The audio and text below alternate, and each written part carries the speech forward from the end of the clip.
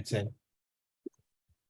All right. Good evening, everyone. I'd like to welcome you all to the IVCSD Community Services District regular meeting.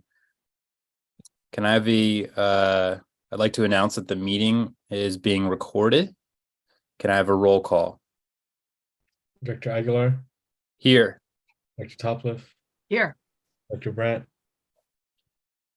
Here. Dr. Freeman, Here.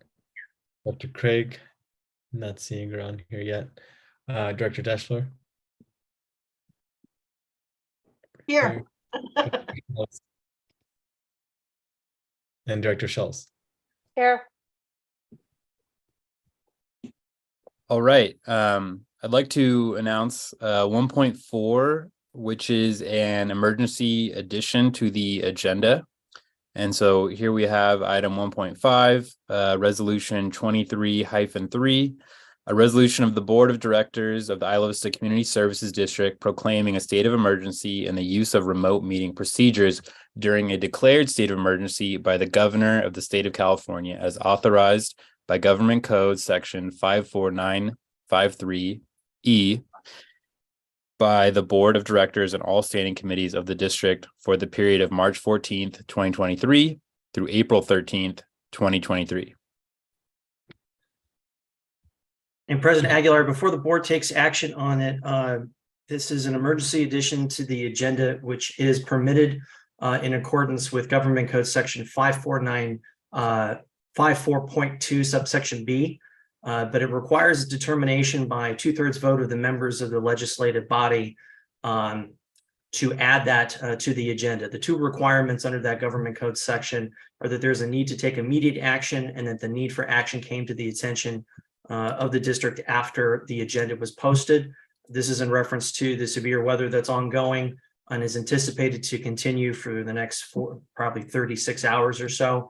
That created conditions such that there was a concern about members of the public and members of the board traveling to the normal physical location for meetings. The need for that came to the attention of the board just yesterday.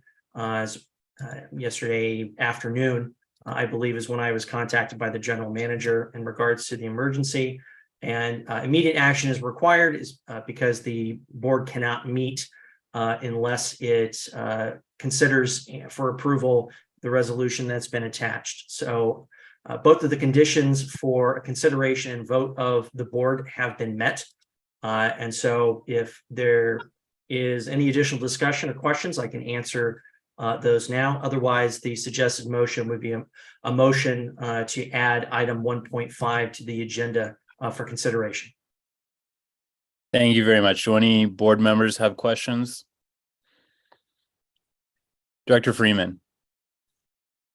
So the state of emergency that was declared by the governor is for the entire month? It's not for the entire month, but AB 361 allows for up to 30 days for that period of time for remote meetings to take place, to account for any follow-up that may be required that may impact meeting in person.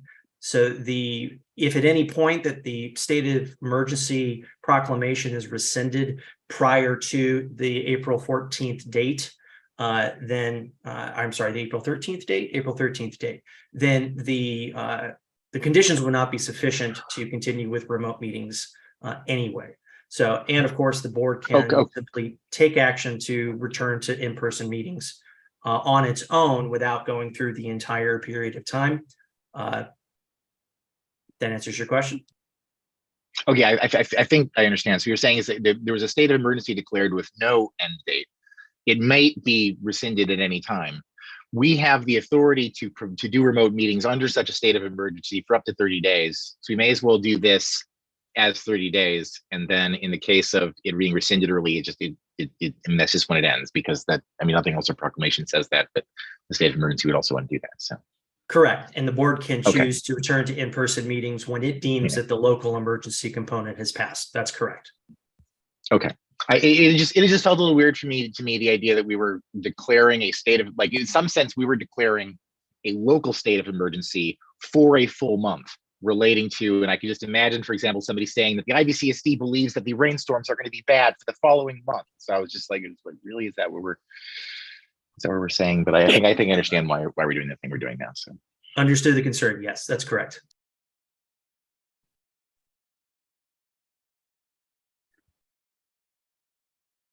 Okay, if there are no more questions of me, then the motion for consideration would be to add item 1.5, resolution 23-03 to the agenda.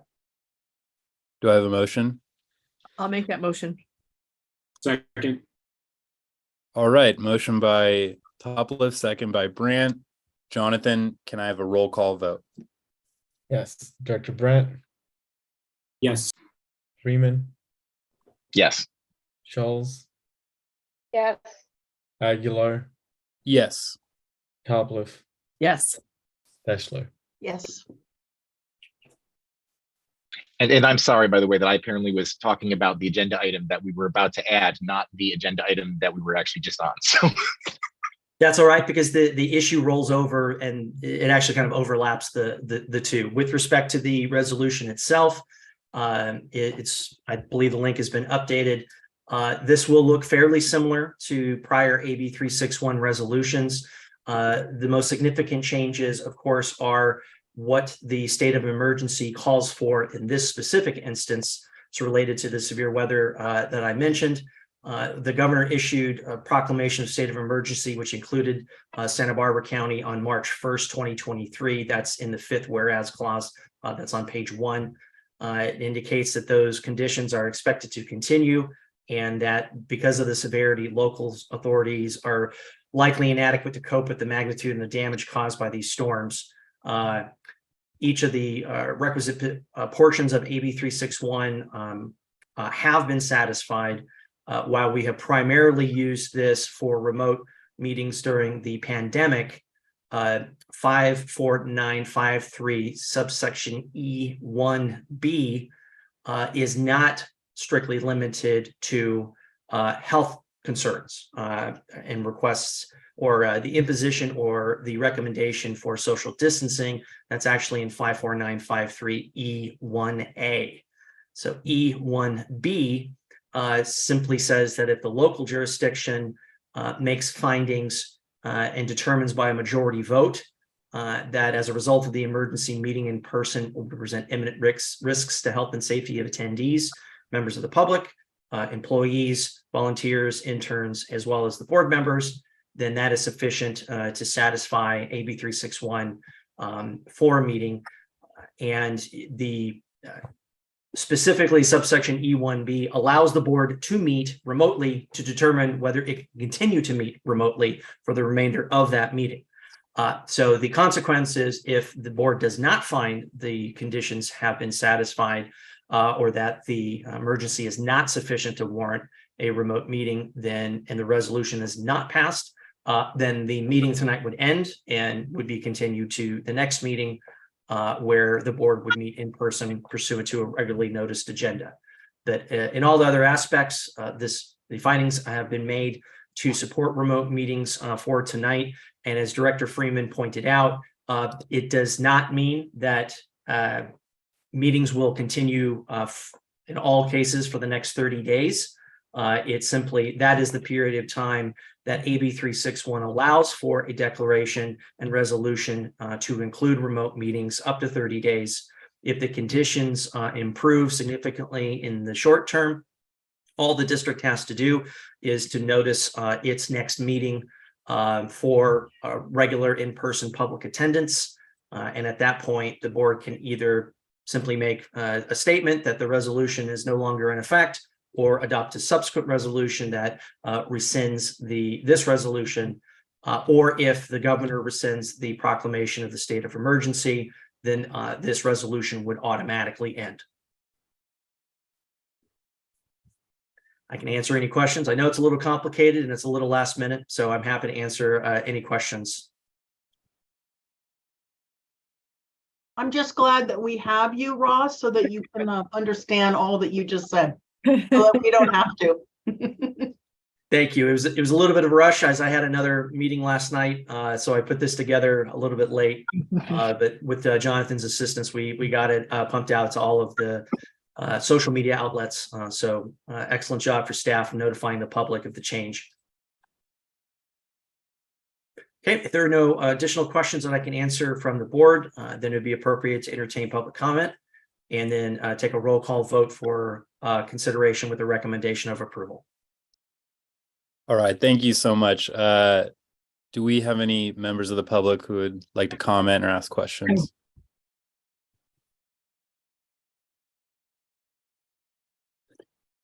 All right, I don't think I see any public comments or any questions. Do I have a motion from the board to consider this resolution? Make that motion. I'll second it. All right, thank you. I have a motion by Topliff and a second by Scholes. Jonathan, may I have a roll call vote? Yes. Director Brandt, Yes. Freeman, Yes. Scholes, Yes. Aguilar, Yes. Topliff, Yes. Craig, Yes.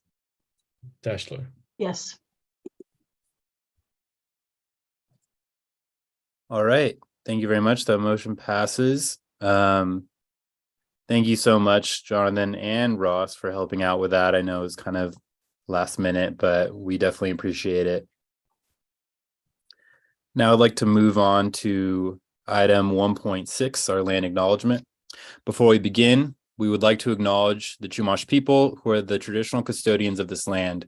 We pay our respects to the Chumash elders past, present, and future who call this place, Anisquayo, the land that Isla Vista sits upon, their home. We are proud to continue their tradition of coming together and growing as a community. We thank the Chumash community for their stewardship, support, and we look forward to strengthening our ties as we continue our relationship of mutual respect and understanding. Now I'd like to move on to our second section, the consent agenda. Do any directors have items they would like to pull on the consent agenda? Do any directors want to make a motion to approve the consent agenda? Director Oh. Topliff, Motion. do I have a second? I will second. All right. Motion by Topliff, second by Craig. Can I have a roll, or do any members of the public have any comments on this motion?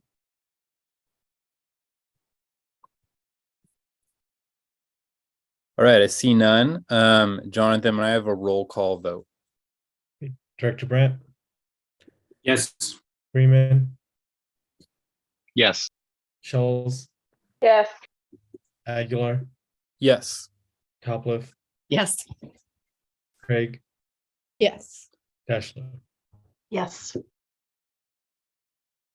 All right, thank you very much. Motion passes.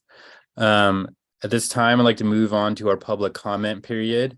Any member of the public may speak on matters within the subject matter jurisdiction of the Board of Directors that are not on the agenda. The board will not take action on any item not on the agenda except as provided by law. Do any members of the public wish to speak?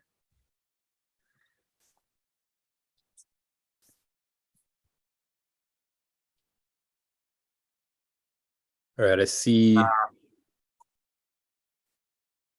a few folks joining, so I feel like maybe I'll wait a little bit just to make sure.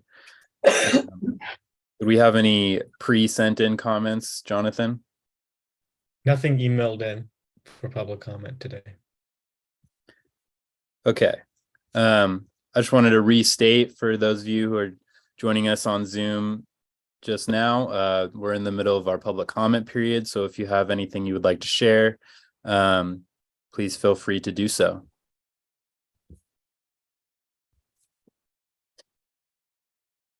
All right, seeing no public comment, I will move on to our discussion and action items. We have item 4.1, our municipal services review. Jonathan, go ahead. All right, so for some of you have been through this process before. It was 2 years ago, and some of you haven't. So I'm going to give an update of what this is, and then ask, what our ask for the board is today. The municipal service, and we have Director Freeman here, who's the vice chair of LAFCO Commission. So he can also, we have an expert to help answer more questions. But LAFCO is the state agency, county-based, but state agency that oversees local governments in lots of different ways, their creation, their changes made to them. One of the things LAFCO does on an annual basis, this is new for our LAFCO, but something they've started to do in the last 2 to 3 years, is have municipal service reviews. And what they're doing in this municipal service review system is every year they pick a service area, and they will review all the local agencies in the county who fall within that service area on what they do. And they're looking for, where can there be efficiencies? Where's duplication of service? What's the level of service across the county? So they're trying to see, make an assessment of what are the government services for different areas. 2 years ago, we participated in the review for public safety and fire, since we do have the 2 public safety programs at the time. And so we filled out a lot of different questions in that survey that mainly about public safety. A lot of it is statistics, like just basic things that our staff have on hand in terms of, just numbers of what kind of work is done. Some of the things we filled out in the public safety one was information about other agencies that provide public safety resources that aren't under LAFCO review. So UCPD and the sheriff, which is where public safety is provided in Isla Vista, they don't fall under LAFCO review. So we put in information about that service levels. And then there's other questions from LAFCO that are asked about reorganization or future service needs for your district. And for example, last time we put in our municipal service review that we'd like to look at CSA 31 being reorganized into IVCSD. So that was something we just stated it as an idea, but that's just an example. And CSA 31, for those who don't know, is the lighting and sidewalk dependent district the county has for IV. So this time, this service review is on a lot of different things, some that we're doing a lot on, some that we're doing less on, but we're getting started. We have transportation, parking, street sweeping, beautification, lighting, transit, and airport services review. It's a lot of different things. We don't do most of these, or half of these we don't do, like airport. But we do parking. We're starting a parking study, beautification. We do lighting. We've been involved with transportation. It's not one of our direct powers, but we can share a lot of information that we've collected on transportation. And again, the county doesn't get reviewed in these service reviews, like the county departments don't. And so we do want to highlight that, because that's what the service level for IV is coming from oftentimes. So. But the main focus of our responses are about ourselves. So our main focus will be around beautification and parking and lighting, since those are the direct powers of IVCSD. But we will mention what the other service levels are in the area from agencies not being reviewed. What we're asking the board today is to give your, what are your strategic goals with this municipal services review? We will get all the, nuts and bolts filled out, and we'll bring it back to the board to get another look at it. But we're trying to get your feedback on the strategic, where do we want to go with this in line with the board's goals? Because, this is our big chance to make statements to LAFCO and have them, look at different issues. So.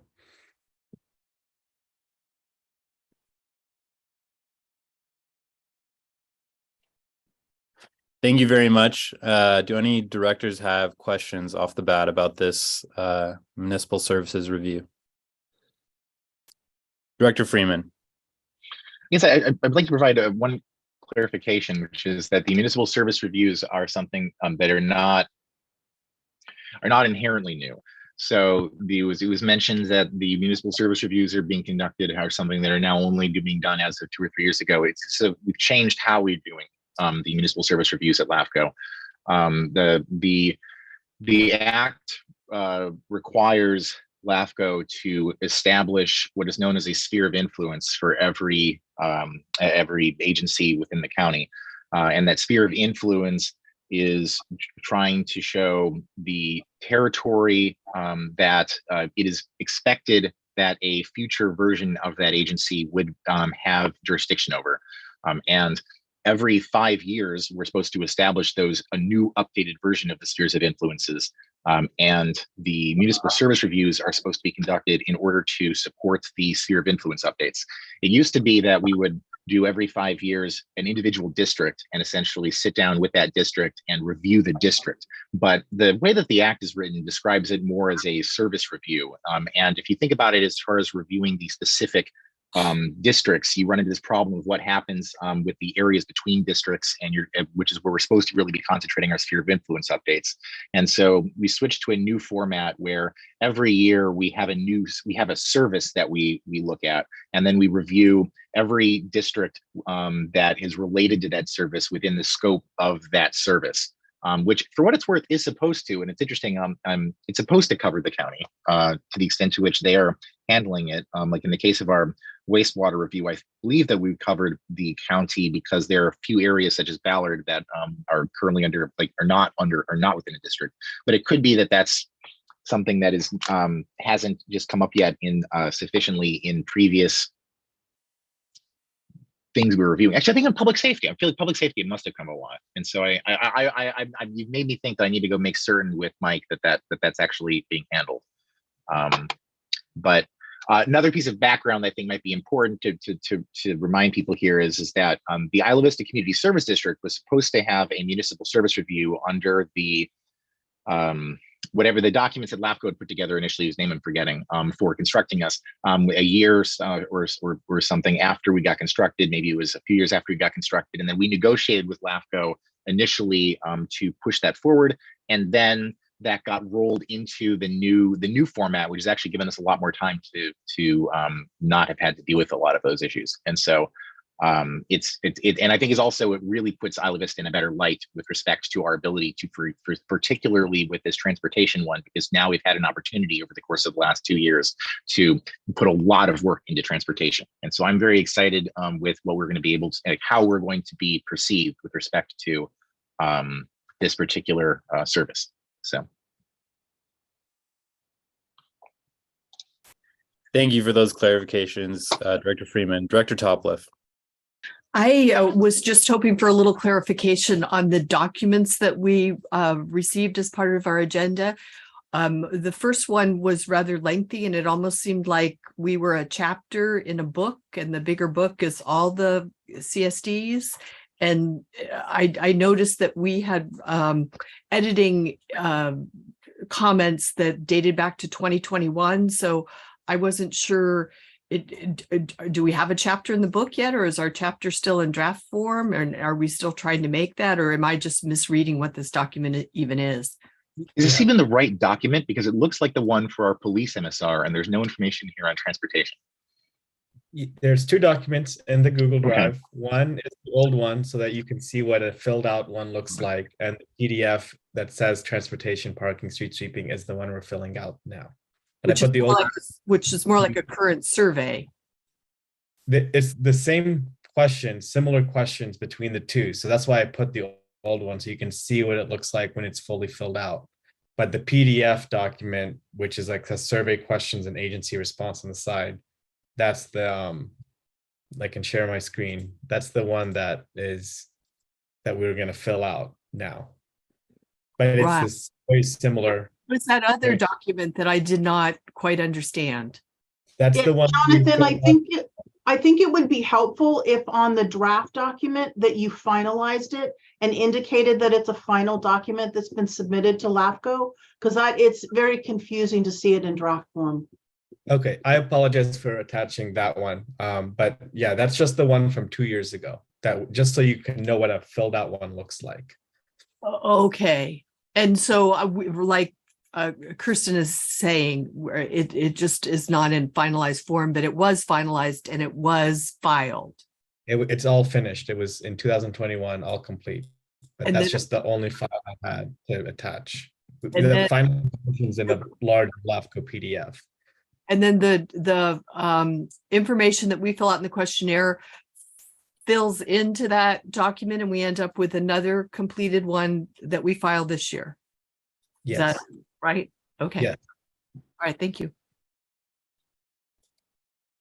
Thank you for clarifying that, Jonathan. Do any other directors have questions at this time? It's Kirsten. Go ahead, Director Deschler. Thank you. So they're asking for a number of items that they want us to review. And so I guess it's the board really needs to decide what do we really want to focus on as a way to kind of give direction to LAFCO on maybe things that we would like to see differently, perhaps. Like, for example, if we're talking about parking, we would talk about the role of IV Foot Patrol and the county. So is that part of it, that we're making kind of suggestions of what the direction that we would like LAFCO to look in with regards to some of these services that we offer? Yes. Okay. Do any other? Very succinct. Yes. Yeah. Thank you for that. Do any other directors have questions at this time? Director Freeman. At the end of Jonathan's presentation, there were a few sentences that I had started thinking about the things that I was going to end up saying, and then I didn't quite catch about CSA 31. Yeah, I mean, I was just saying the example that one of the questions in here is, have consolidation or reorganization with others been considered in the past year? And last time the answer we gave was, we'd like to reorganize CSA 31 into us, and we've thought about becoming a city, is what we answered. Okay.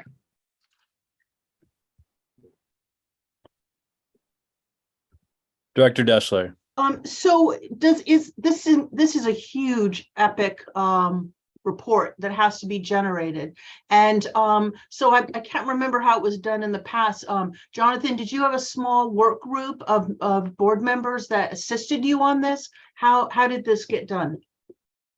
Yeah, I mean, it's two different reports too, in terms of the level of information that we have versus last time.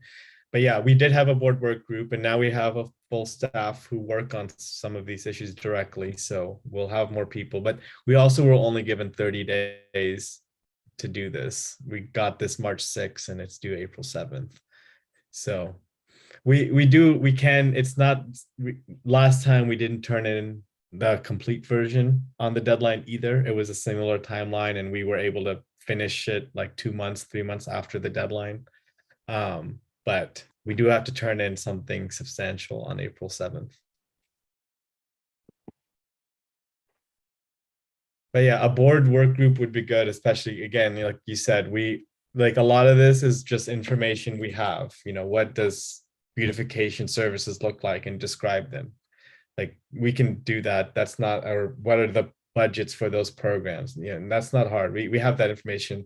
How many lane miles are in IV? We have that thanks to the STEP grant. What our strategy needs to be, yeah, like you said, what change do you want to have happen because of this report? Or yeah, what's our agenda? Got it. I think I understand where we're going. Do any other directors have questions before I ask the public? All right. I'd like to open this item up for public comment for now before we go back to the board for board discussion and comment.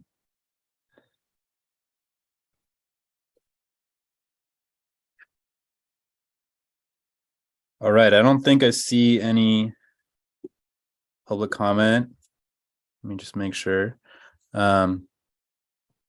All right, well, I'll bring this item back to the board. And so now we can have our commentary and discuss. I think some of the questions we've asked already are leading us in the direction of what we need to focus on, which is we have a short amount of time, who wants to be involved, and how are we going to target our goals to have a streamlined mission and, help advance the district. Does anyone have any comments they'd like to share at this time? Director Aguilar. Yes, Director Brandt, go ahead. Well, I just wanted to say first, for context for the public and for our board members that weren't with us during the last time we went through the municipal service review process, that this is quite miraculous and a positive indication of the future that municipal service reviews are being done in this way. It was only about 3 years ago that myself and Jonathan and Ross were sitting in a meeting where we had a posture from LAFCO that was really looking to try and remove power and authority from the community services district based off of old political angst. And it's really cool to see that under the new leadership of LAFCO, with new board members, including our own Director Freeman, that there's been a shift in direction. And I think that LAFCO really has shown that they are looking to do municipal service reviews in a way that is a serious look about how can we make government more efficient. And we know in Isla Vista that there are so many layers to government, and often there are a lot of inefficiencies. And this is a great chance for us to provide our point of view on that. It's been mentioned, lighting. I think that that is a no-brainer, that we should request a consolidation with CSA 31. We've already indicated that this is something that our board of directors would like to see. And I would just remind everyone that whenever we do any form of public outreach, the lack of street lighting and people feeling unsafe at night is one of the top things that we hear. Secondly, I'd also like to request that we look at with the newfound parking program or parking study that we're going to be conducting, and the future potential for parking regulations, that we should start the conversation about wanting to reevaluate how street sweeping is done. Right now, street sweeping is really not done in the way that it normally is in communities, where there are parking restrictions on certain blocks at certain times so that the large truck vehicles can get in there and sweep the curbs. Instead, the Goleta West Sanitary District provides funding to the Isla Vista Recreation and Park District to do street sweeping using people rather than machines. And I think that with our Isla Vista Beautiful program, this is a great opportunity for us to reevaluate the way that that works. Is it working well? Are there different efficiencies? Can we work together and join forces in order to accomplish this goal, to make sure that street sweeping is accomplished and that our community is clean? Thank you for those comments, Director Brandt. Do any other directors have comments or questions?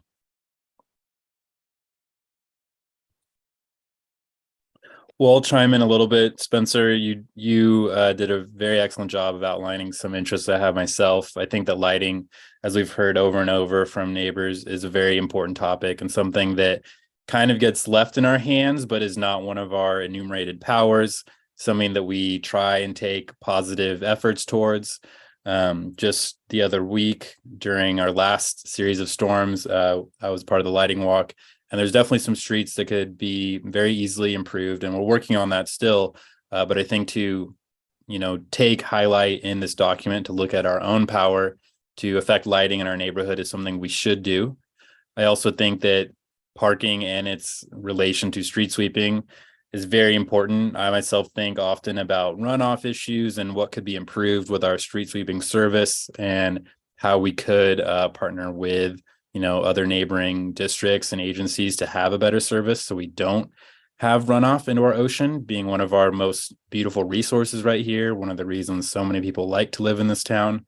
It's something that we should take care of. And yeah, those are definitely the three things I look at a lot. I'm also really excited that we do have so much information now from our study with KTUA in order to talk about transportation issues. So I feel very confident about the information we have. I feel very confident about the position we have in order to provide a really strong PDF to the deadline, maybe not perfect by the first deadline, but to have something really strong within the window. Dr. Craig. Yeah, with that too, I would love to emphasize the importance of transit and maybe looking at some ways that we can currently adjust our public transit system to work better for Isla Vista. I'd really like to see some micro transit options available. I know we had a conversation that might be, about a shortage of drivers and things like that. But I think that that's potentially a really awesome solution for students to be able to more easily access the grocery store and other essential services that are nearby in Goleta. And then also, I think looking at, this goes along with KTUA as well, increasing the number of stop signs that exist, just because I have some concerns about bicycle safety at four-way stops in IV. And I hear that from people a lot.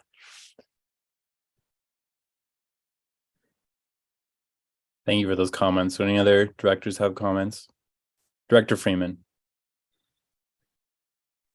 So one thing that I'm not certain how we want to address it, whether we address it, it seems difficult to not address it in some aspects, but then how we would, like how to frame it. Is to kind of continue from Marcos's comments about like street sweeping and things like that, because this is street sweeping and beautification aspects. And we have the beautification that we've been doing under, I think very legitimately, the power that we have with relation to street side landscaping and sewers, all sorts of things like that.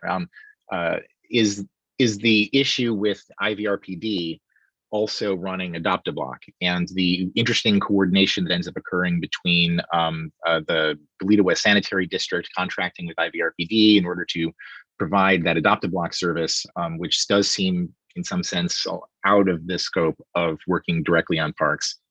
And then the Isla Vista Community Service District with our beautification program and like the who's actually working on that problem. So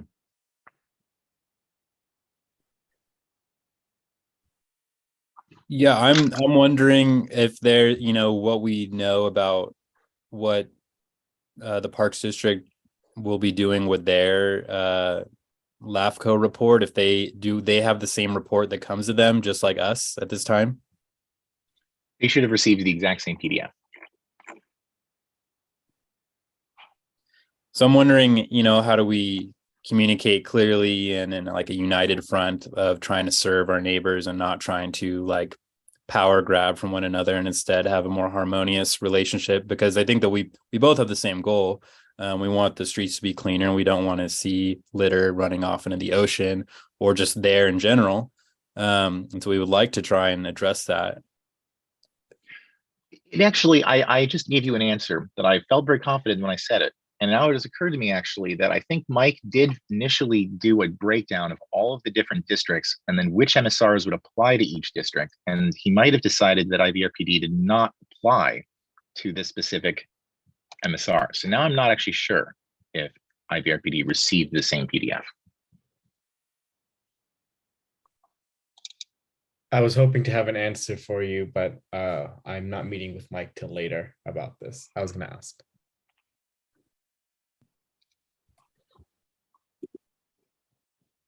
Director Brandt. Well, I think even if IVRPD wasn't necessarily included in the MSR process by LAFCO, it still would be good just to give them a heads up that this is something that's going to be brought up. To me, I see this definitely more of as a street sweeping related thing with Goleta West Sanitary District, since it is one of their powers. And so I think that I don't see it as stepping on toes. I see it as responding to the questionnaire of, how are services being provided in the community and how can they be made more efficient now that we're considering a parking study.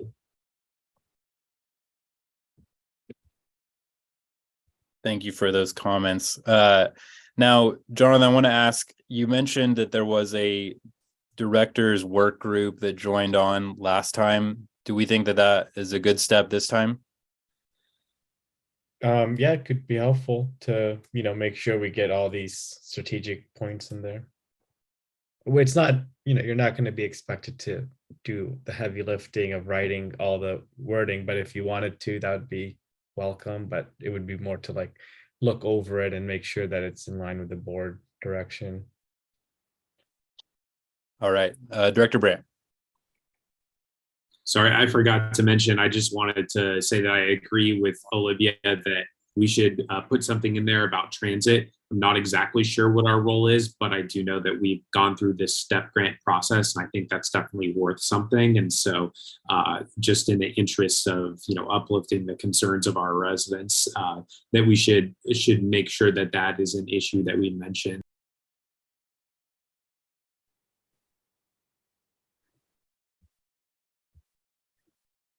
All right. Well, I just want to share my interest in trying to help out with this, Jonathan, as it goes through edits and revisions. You can definitely call on me. I'm definitely interested and would like to help where I can. If any other directors are interested in helping, yeah, let Jonathan know.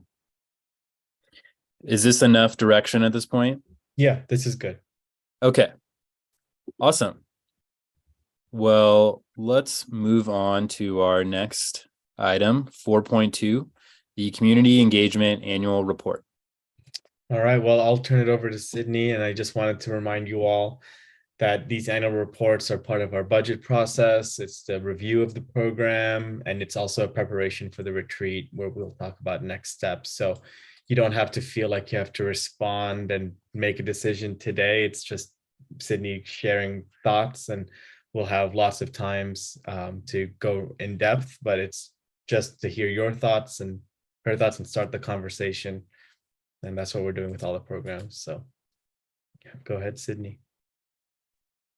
Thanks, Jonathan. Good evening, everyone. Let me just share my screen really quickly and get this set up.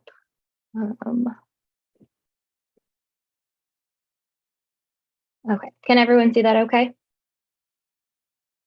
Yep. Cool, thank you. All right, so I'm super excited to give this update this evening. I will just kind of give a little overview about our department's mission. So we support IVCSD's goals to build stronger relationships within the district and the wider community, to expand awareness and utilization of the district services, and to regularly engage, educate, and gather feedback from community members. So because I haven't formally given a CE board update, I wanted to also reflect on the work that was done in 21-22. So from when I started in August of 2021. So I will preface with this report is a bit longer. So feel free to stop me at any time. I'm happy to kind of stop, answer any questions, things like that. So just to jog your memory, for 21-22, the first goal was to develop a more robust email communication system and a monthly newsletter. We wanted to transform the district website into a stronger tool, build and maintain strong relationships, which is also this year's goal, and formally operationalize and expand the district's social media canvassing and press relations efforts. For this year, we want to conduct a brand audit, develop a plan to live stream board meetings officially on the district's channels, which includes language access to generate higher public participation. We want to engage with tenant groups and property owners to build more buy-in for our rental housing mediation program, and promote awareness and build a volunteer base for C-Click Fix and IDB, and then complete the STEP grant work. So just to give you a little overview about what our department does across all programs, I broke it up into 4 buckets, but under outreach, we facilitate and coordinate stakeholder and town hall meetings, tabling and canvassing. We build and strengthen relationships by networking, meetings with partners, collaborations.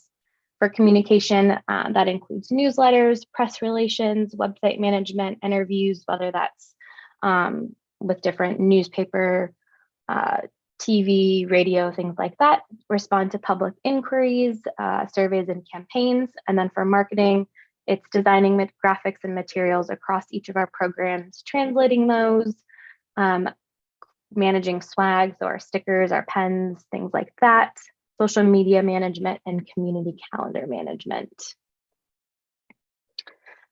I did a little bit of a separate one for the STEP grant because the buckets are the same, but we do a little bit of different work under that. And this will also carry over for the parking study in the future. So for outreach, similar things, tabling and canvassing, transportation pop-ups, accessible best practices, lighting walks and focus groups.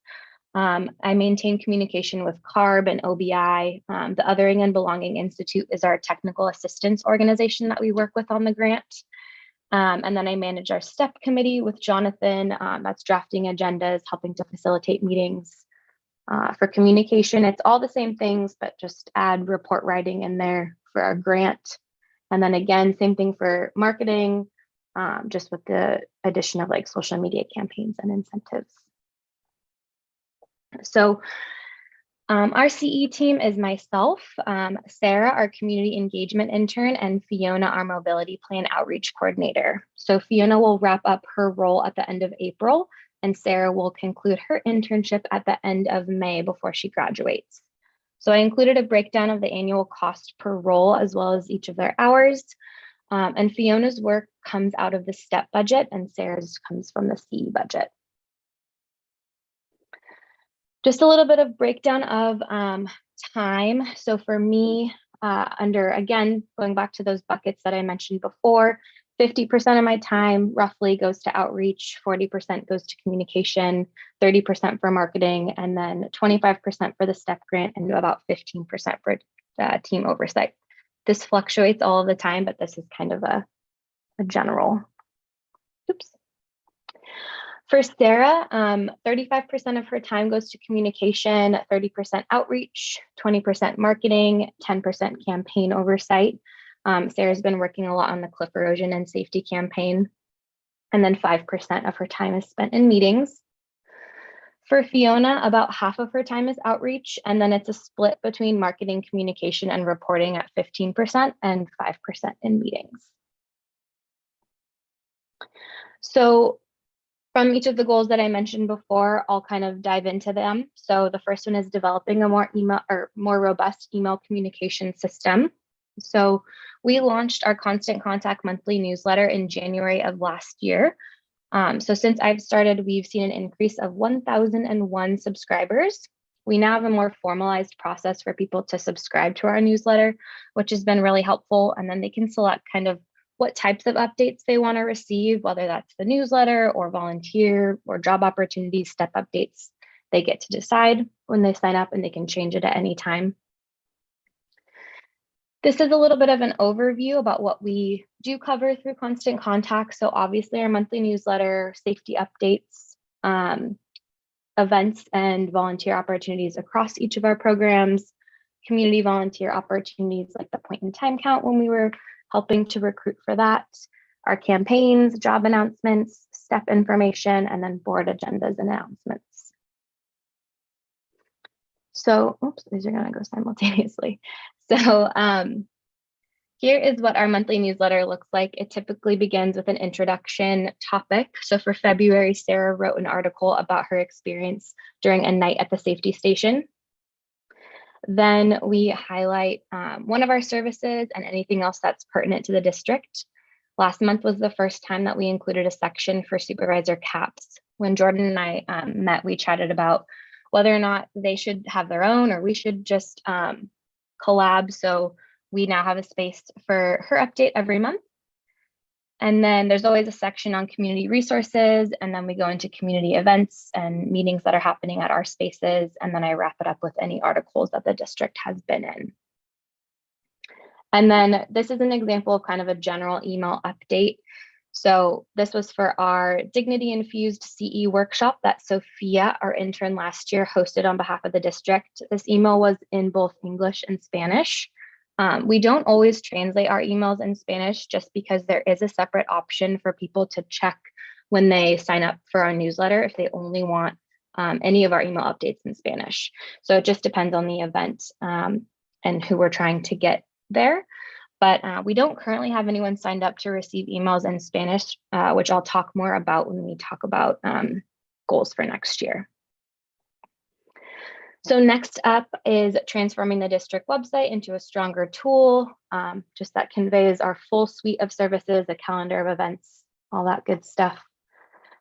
So over the last year and a half, I have worked on expanding the resources that we have available on our website. So I'm not going to talk about each and every section. I'll just highlight some of the newer things. Let me kind of pause this as we go. But under Meet Our Government, we now have pages for people to sign up for our newsletter, like I mentioned, to volunteer with the CSD. And then we have pages dedicated for each of our services. Under our rental housing mediation program, we not only have roommate and housemate agreements, we now also have resources on how to resolve roommate conflicts, checklists for best practices, tenant rights, and move out tips. And then our community center and room page is an overview of each of those spaces, how to reserve those spaces with detailed instructions, and then info on our spaces being clean air spaces, thanks to the grant that Maya received. For our compost collective, there's info on their pivot, how to start your own compost, and what can and can't be recycled. Our IVB page has, a really extensive guide to see, click, fix, waste disposal resources. IVB before and after photos that people really love, and a list of sustainable products at the co-op. And then our safety station page has a link to an interview with the CSO. So our goal is just to continue to try to show people that the CSOs are students like everyone else, that are just helping to keep their community safe. So we try to shed light and do articles that kind of embrace that. So under resources for you, this is probably the most robust section on our website now, that we spent a lot of time adding to. So we have our community calendar and event board. We have our Move Out 2023 resources, which includes a list of storage facilities. We have a page for our cliff safety posts. We now have a community health and wellness page. So that has information about local clinics and hospitals, things like that, mental health resources, interpersonal violence reporting, and accessible recreation and adaptive fitness. So last year, Sophia spent a lot of time building out this independent living services page. So we have an incredibly comprehensive list of disability community resources that really doesn't exist anywhere else across the county. It covers life skills, how to build a network of support, family support services, and student-focused support through SBCC and UCSB. Again, just even more resources, book van, unsheltered resources, alternatives to calling the police, emergency preparedness, transportation and IV, how to navigate that during the holidays. And then our What Are We Up To section, mainly the additions here are our STEP grant page that has a public comment form in English and Spanish. And then we also have a page dedicated to all of our surveys now, that we're constantly updating. And then lastly, our COVID-19 information, and then vaccine info as well.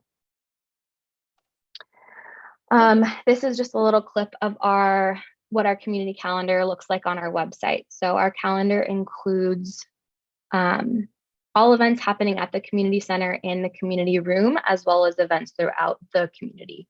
So if you click on an event, it'll give you more info, including a contact, any flyer, photos, things like that.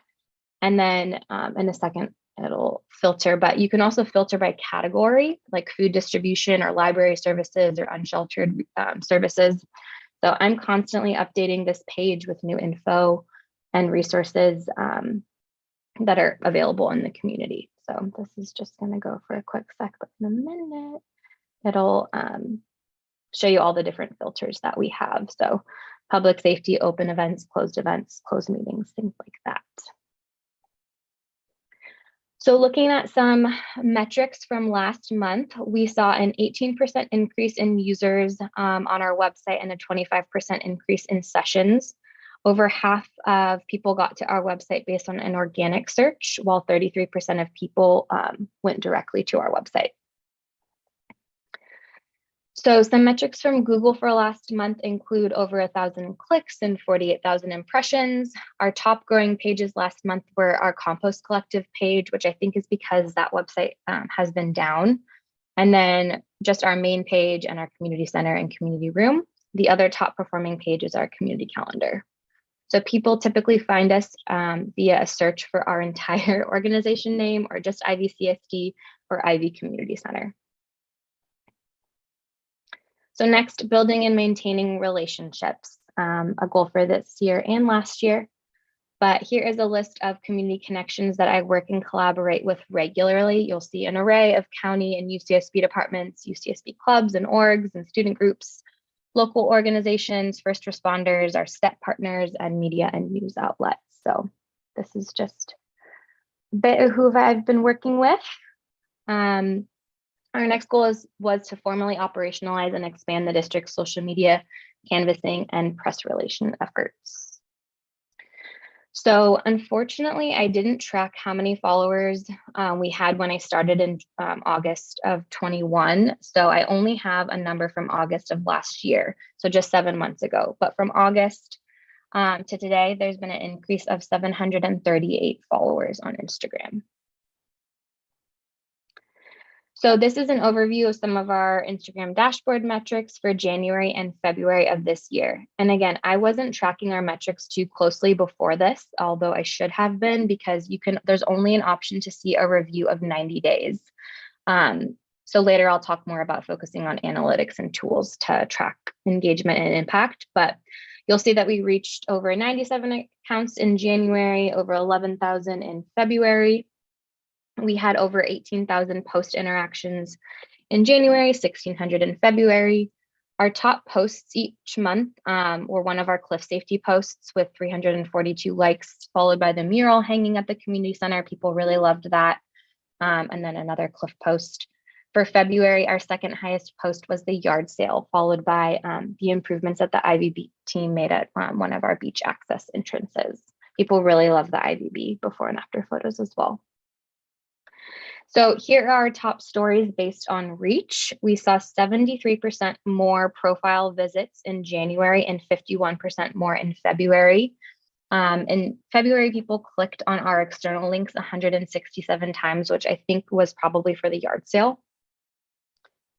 And then this, we found that our link tree is used a lot. We're always updating it, and we often use this as for our QR codes on our different flyers, because you can always update it. And it's rather than just going to one link, this can give you a ton of different resources in one place.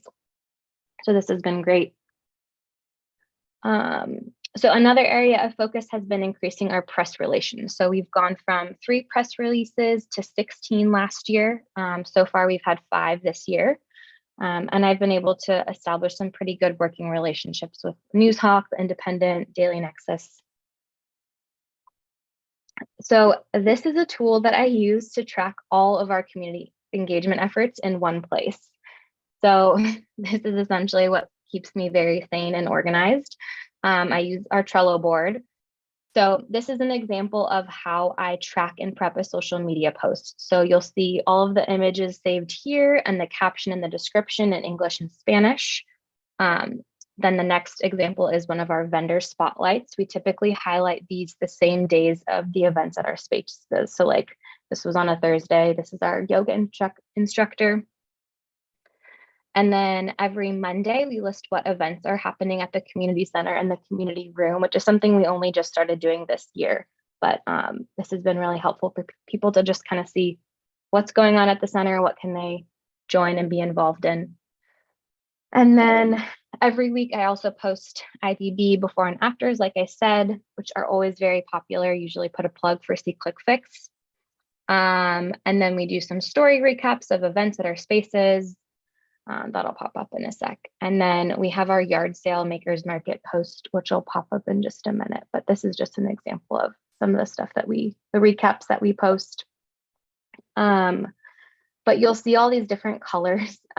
Essentially, these are just the different labels that I use. So one post might have, or not post, but one like set of information might be in a number of different channels. So it could be a constant contact email, and social media and an update on our website. But the other labels are press releases, interviews, events, things like that. And then one of our move out campaigns are these pre-move out checklists, which people really like as well. So we're doing each of those, or one for every month. So this calendar just really allows me to prepare things in the future, always trying to map out ahead of time for things that we want to highlight. I did look into some other platforms, but they're very, very expensive. You can one of them I looked at was Hootsuite. It was about $6,000 a month, and that did allow us to pre-publish, so you could schedule out your posts. This I come in here every day and just do the post or whatever it might be. So next, engage with tenants, tenant groups and property owners to build buy-in of the rental housing mediation program. So you'll soon receive an annual report for the rental housing mediation program, but I just wanted to highlight a few things here. So we continue to table at UCSB's rental housing fairs. Last year, we had a total of 68 hours tabling at 12 different community events, over 100 hours canvassing. We continue to present at UCSB's property provider meetings, whether it's about rental housing mediation program or IVB.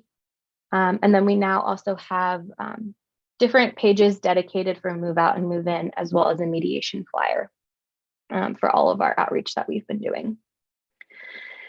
Since you received the outreach report at the last meeting for the STEP grant, I'm not going to go into this tonight, but I did link it here for anyone that might need to refer back to it.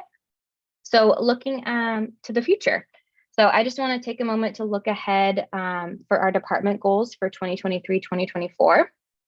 I'll come back to the first goal in just a sec, but so given all the work and outreach that we've done for the mobility plan, I want to see those improvements through. So that's the bridge mobility plan infrastructure improvements.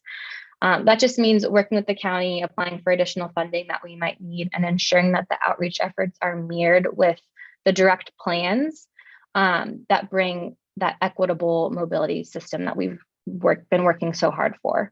So that's one of my goals. A Cliffwell Memorial. This has become a passion project of mine because I have learned just so much over the last 2 months, meeting with community stakeholders, students, and residents, learning more about this issue that's been going on for decades. So there's already been conversations happening to create a memorial for Cliffwell victims, but it's something I really want to dedicate some time to, seeing happen and doing so collaboratively, and just ensuring that we're bringing families that have been directly impacted along the way as well. Our office is soon to be a new hub for engagement. So I'm excited to continue to be a resource in IV for community needs. I get weekly inquiries for people looking for housing or food services. So I want to be able to continue to connect to those services while being in our office. I also want to start hosting something similar to Lunch and Learns, which is partnering with different organizations to bring resources to IV for people to take advantage of and learn more about.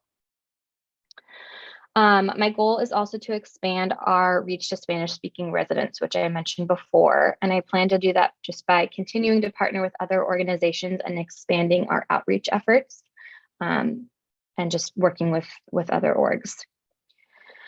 So for IV Public Service Program, this is an idea that actually Spencer brought to my attention, and Sarah and I have already been working on this. So the city of Goleta has what they call the LEAD program. It's a 6-week program designed to help community members better understand the role that local government plays, so that they can better participate and share knowledge with others. And it's a great opportunity for people to consider, who are considering a role in local government. So I think this would be a really great opportunity in IV and a way for us to increase public engagement. We have a ton of really cool ideas that I'll bring to a future meeting, but it's something we've been working on.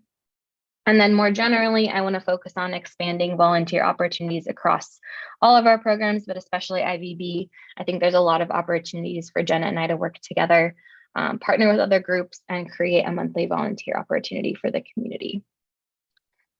And then similar to the outreach plan for the STEP grant, these efforts will fall to my department. So just ensuring that we follow a similar plan to reach all residents and gather feedback. I just want to note that I wouldn't have been able to do half of what we accomplished if it wasn't for Fiona dedicating time solely for that work. So that is crucial for sure. A text alert system. So this year's storms have shown us how important it is to get real-time information out to residents. Right now, I use social media and our newsletter platform, but to do this, I want to first create a policy and an outline of what exactly we'd be sending a text alerts about. Obviously, you know, the usual emergency responses, like last year we had an instance of an armed suspect in IV. It would have been really helpful to send a text versus me posting on social media. Severe weather, obviously, and then fires, which unfortunately are inevitable, especially now that we have the clean air grant, to have clean air centers at our community spaces, getting that info out. And then analytics and tools. So dedicating more time and resources to analyzing our impact, as I mentioned before. So I just want to invest in some online tools and dashboards to help me manage this. There are platforms where you can kind of link all of our different platforms together. They create all the dashboards, do all the tracking. So definitely something I want to spend more time on. So circling back to CE department expansion. So just to talk a little bit more about the future of the CE department. Now that I have some time and foundational kind of resources in place, I'd love to look at hiring at a minimum a part-time community engagement coordinator at 20 to 25 hours a week. This would be in addition to 1 to 2 interns. So this chart kind of breaks down what a coordinator would do in comparison to my role. Essentially, I just am looking to free up some of my capacity for bigger picture strategic thinking for our department. So for me, the day-to-day tasks to keep up communication and outreach efforts across all of our programs, it just takes a great deal of time, but I absolutely love what I do. But by having additional support staff, I think it would allow to have those tasks fall to them, and then I can just kind of do the oversight. So this is kind of a breakdown of each of the different areas that I kind of went over already. But by allowing this person to do kind of that day-to-day prep, logistics, outreach, things like that, it'll just open up a lot more capacity for more projects. To think more strategically about long-term goals and campaigns, bigger community projects and efforts. I listed some of the other things that are kind of on the horizon, obviously wrapping up the step work, the parking study, Halloween and Deltopia event planning, the door hanger, training opportunities, and all the goals that I listed on the previous slide.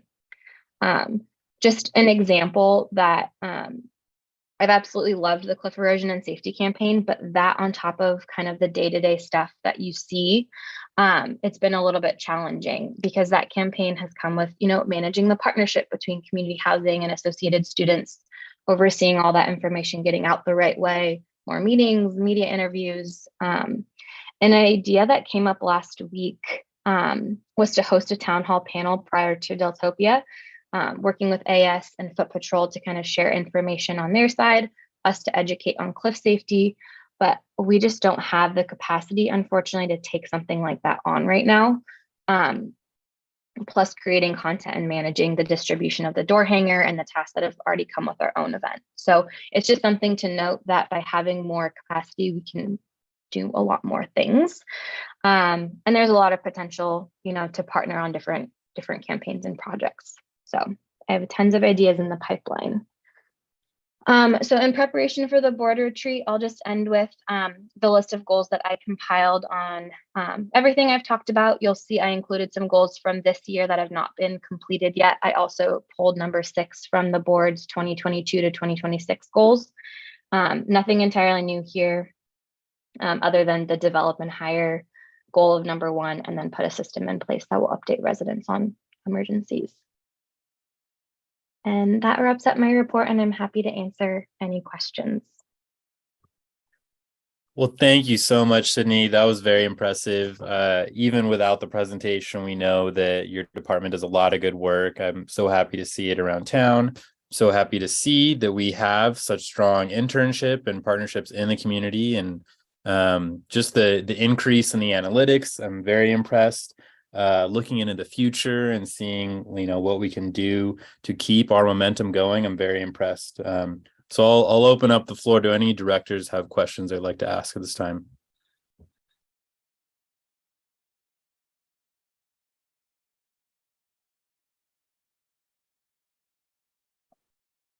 Did you ask if we had questions or comments? Questions. Do you have any questions at this time? No questions. No questions at this time. Okay, I see no questions. I'll go to public comment first before we go to the board for board comment. Do any members of the public have any comments or questions?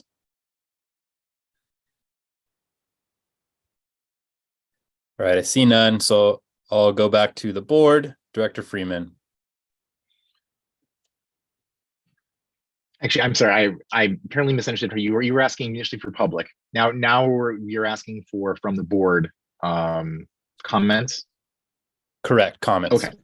So yeah, I am extremely excited constantly by the work that is done by Sydney, and I think I see I spend too much of my life on Instagram, and I end up seeing a lot of the notices that go out, and I think it's all absolutely excellent work.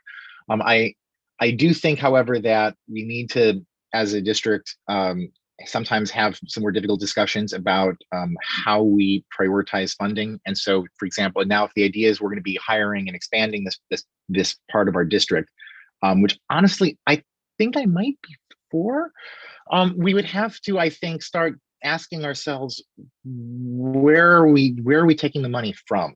And so and I think this is going to become an increasingly difficult discussion because this year we're going to be doing all of the inflation adjustments on everyone's salaries, and it's a brutal one this year. And so we're I think we're going to be in a lot more situations where we're having to actually decide, like, okay, do we have the money to do this? Maybe we just need to put up with this not being as good as we'd like. We know how we'd make it work better if only we had the money for it, but we can't.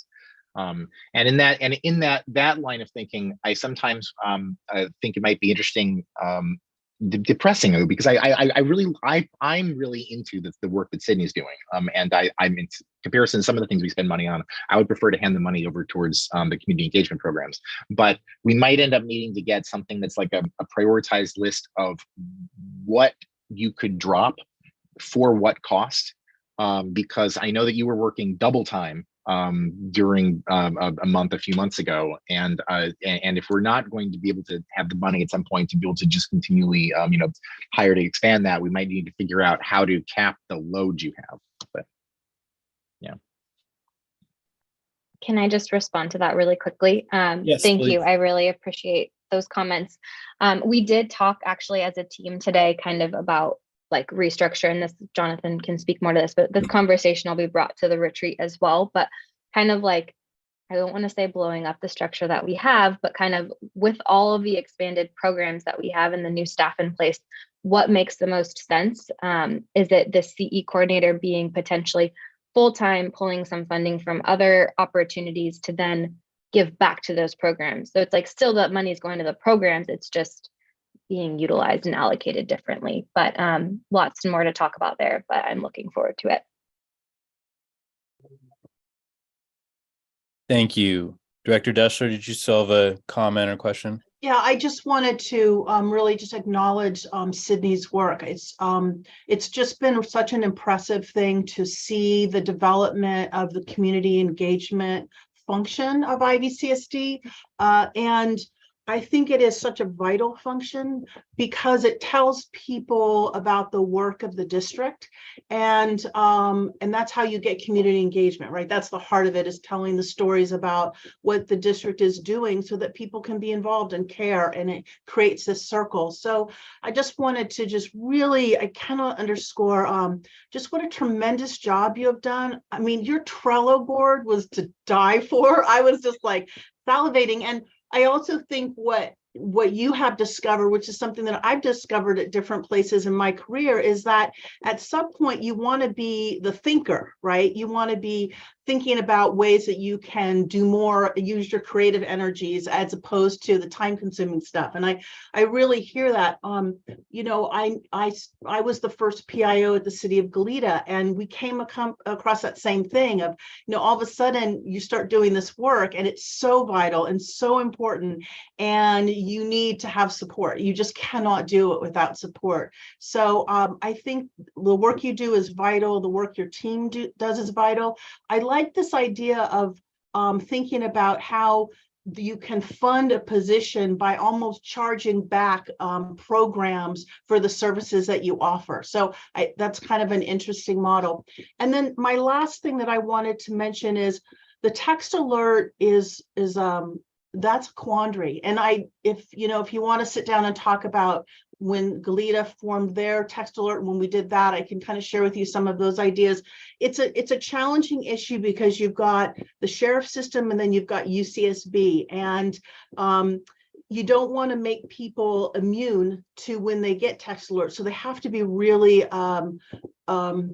they have to really tell an immediate story that people are going to, immediate information that people are going to respond to. And so I think I'd like to think that there's a role for IVCSD and the sheriff and UCSB as part of a kind of a tripartite entity on how to distribute emergency information. That's like my vision, because it's an expensive proposition, but I rattle on. I just want to say, gosh, I'm such a big fan. And so many times in local government, the community engagement function is an afterthought. And I'm so excited that this district has put this as priority, because you really see with the engagement that you're doing and the receptivity and all the different media venues that you're using, it's vital. So keep up the good work. Thank you. Thank you. I would love to sit down and talk about the text alert, because we're on the same page. That's why it hasn't been rolled out yet, because there's so many different ways that we can take that. And there's so many things, which is why we need like a very specific policy and an outline, like what are we covering versus what I don't want to compete with anyone else. And maybe it is like a collaboration amongst 3 different entities, like you cover this and this and this. And anyhow, yeah, would love to chat. All right, thank you for those comments. Thank you, Sydney. Do any other directors have comments or questions they'd like to make at this time? Director Brandt. Well, I'm just blown away by the presentation. It's so cool to see all the progress that's being made, Sydney. And, I want to make the pitch to the board for why this program in particular is so valuable, even maybe above and beyond what its value would be in another community. And that's because we have so much turnover. And so our success is really incumbent upon how connected we are with our residents, with our population. And by having invested in this position and invested in the support and the resources that you have to execute this mission, we are really forming a bond with the community and making sure that it's not just about pushing out the information, it's also about building trust. And that is what I've just been so excited to see as this program and all of our different engagement methods have grown, is that I can see that trust being formed. And it doesn't have to be said.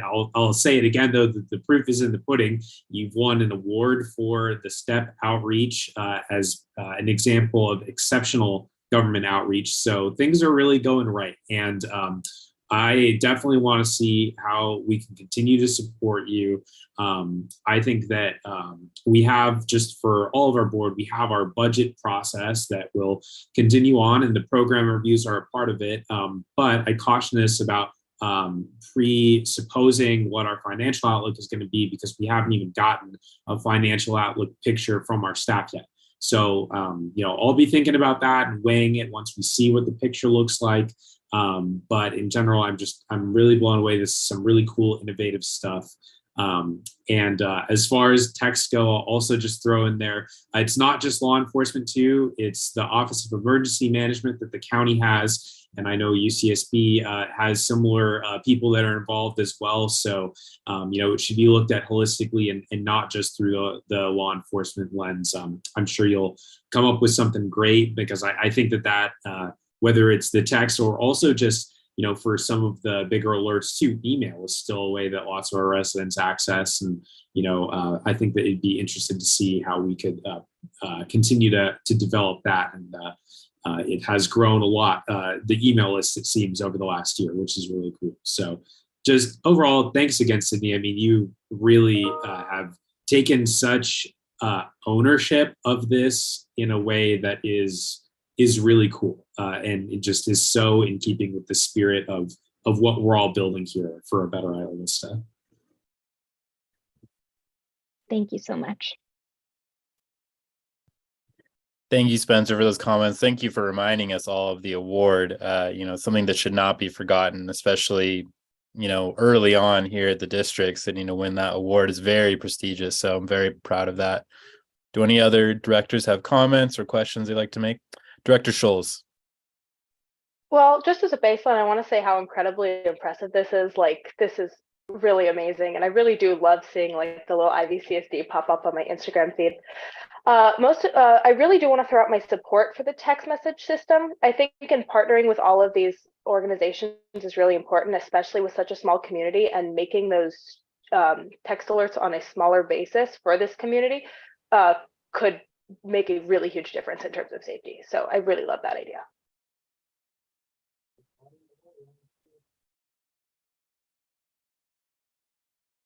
Thank you for those comments. Any other directors have comments they'd like to share at this time?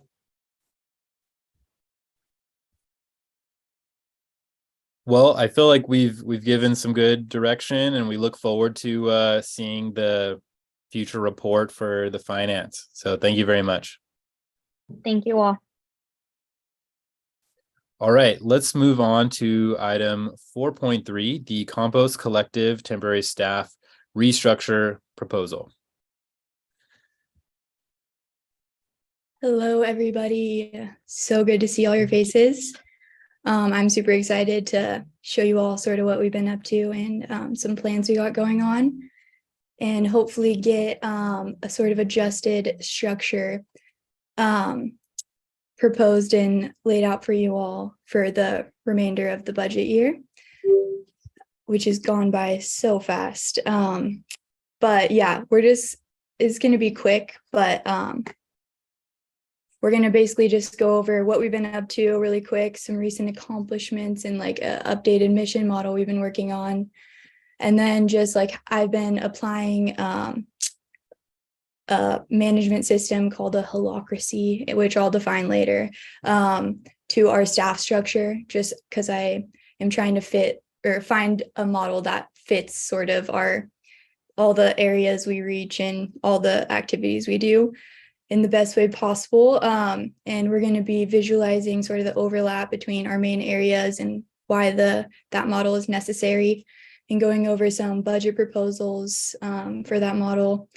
And then a little timeline that I created. And then I have been working on our goals for the upcoming retreat as well. So just wanted to go over super fast again, just our mission, obviously to provide access to composting in Isla Vista. And we do so now, and hopefully not for long, as I have a ton of ideas to share with you all today. But we started in 2017 as a collection service, as a link between residents and compost piles and industrial composting at the county facility. And since then, like at that time, there wasn't really an established composting effort in IVU. There's a few community piles where volunteers helped out, and the garden coordinators at that piles, when they had the time, would try to take care of them. But before, like as the years went on, 3 years go by, we had constant problems with our expansion just because the piles were constantly full. And it took a lot of, I guess, trial and error to figure out that can be greatly reduced, as well as a lot of other nuisances associated with composting, with just maintaining the pile correctly. And that just takes a lot of sort of specificity and effort. But it's been super fun and rewarding work, and I've like grown to love it so much. It's definitely like a meditative effort. So we manage all the community compost piles in IV now, and that happened over the course of a few months. when we began taking on the piles, our main goal was to try to, fill the gap where there wasn't very much support at the piles at the time. So we figured that's a perfect place for us to step in, increase the quality of decomposition we had going there, and speed services up. But we just didn't really realize at the time how much effort and labor hours specifically that would take from us while we were still under the same budget and doing our status quo collection service. So we did that for around a year while we raised the amount of houses we serve from 96 to 132. And we just, no matter how many hours we added to the compost pile management, just because of how new our systems were, it was difficult to manage both at the same time, and our piles were just still always full. And that was just a stressful environment, and also hard to keep the maintenance conditions correct at the piles. So they were still breaking down super slowly and still creating nuisances like odor and stuff like that. So it's been a really, really amazing pause. We've been able to, this is just also, I have some just recaps of our history and sort of transition here for reference. It's linked in the agenda. But we've been able to do a ton of amazing work, just sort of figuring out our capacity with different variables and researching different options and methods, and just basically figuring out like what it really would cost if we were doing a really good job maintaining the piles and also collecting from everyone to make it a more accessible service, which is our mission. And right now we just have our drop-off systems, and all our compost piles are located across 2 locations in IV in sort of the top right corner if you're looking at the map, and the ocean's at the bottom. So it's a little bit inaccessible for a lot of people to, especially if they're collecting their food waste over like a week or so, to bike, which most people that's their main transportation over to the piles. So that's a lot of the feedback we've heard on this. But we recently posted a sort of like guide, and that's what this is here, for how to drop off, which I posted it the day before our mural event 2 weeks ago, where we painted, and I'll talk about that later. But during that day, the next day, I noticed like 5 people in the 2 hours we were there come and drop off. And like, I could just tell by their like body language that they just seemed so like confident doing it. And it was super rewarding just like to see like just the one day's difference it made. And I also saw a huge increase in our social media interactions those few days too. So I'm excited to keep making more content like that, and just sort of like making sure people are aware that there still is like composting in IV, and that anyone can utilize this service by dropping off their food waste. And that's what we're spending a majority of our time doing, as well as getting the message out about this. So just wanted to show some pictures. We've been doing a lot of outreach activities. We have a ton of finished compost, and like, I'll get into this later, but we've seen that we're able to definitely produce like a great excess of compost compared to what we think the gardens may need based on our early estimations. But we still want to finalize those numbers so we can formalize a system where we're able to basically just make sure that the gardens and any like local land that we're partnering with gets first priority on our donated compost. And as I talked a little bit about last time when Jonathan gave our annual report, we've seen that you have to apply less than we sort of thought before, and you see greater benefits. So we've been doing a lot of market research and some super optimistic results in the topic of selling compost. So that's super exciting and still in the works. And one of our big outreach things we've been doing this quarter is we've been painting murals on the compost pile with the help of Fiona and Kat. So they're amazing artists. as you can see here, sorry, I have the sound on, but this is like a TikTok we made, and which people seem to really like. And oh no, it's 3 of the same. Okay, sorry. Okay, but you guys have probably seen this across social media. It has definitely been one of our most liked posts, and it sort of shows how big of a turnout we've had and just how many people were super excited to come like make their mark on the compost piles in Ivy, because we all are definitely making history here. We've built 2 new compost piles and refurbished the one at St. Michael's, Methodist, by building a new one. And so, yeah, we've really, really grown the community composting effort here. And if any of you guys have been able to visit the piles lately, I mean, besides the rain, but it's not making any problems worse. It's just sort of dampening the situation. But it's there's like, at least in my humble opinion, I think 0 like negative smells or like bad smells. It only smells really good because all our compost has like the proper ratios now of browns and greens, because we're just receiving a lot less in food scrap donations, which I'll get into later. But we're still able to sort of take those small batches and just be, it's really helping a lot with our capacity study to focus on those sort of smaller batches right now and not be like combining different stages like we were before just to make room. So we also were donated 4 chickens by the St. Michael's Church. That's been really fun to take on and learn about how they can help in composting, because they're definitely like a huge role and a huge benefit. And a lot of community composters and just compost operations in general do incorporate like feedstock and find ways to find revenue from that, particularly like selling eggs or also adding the chicken manure to the compost, because that definitely improves a lot. So yeah, just some fun pictures. We've been making a lot of merch.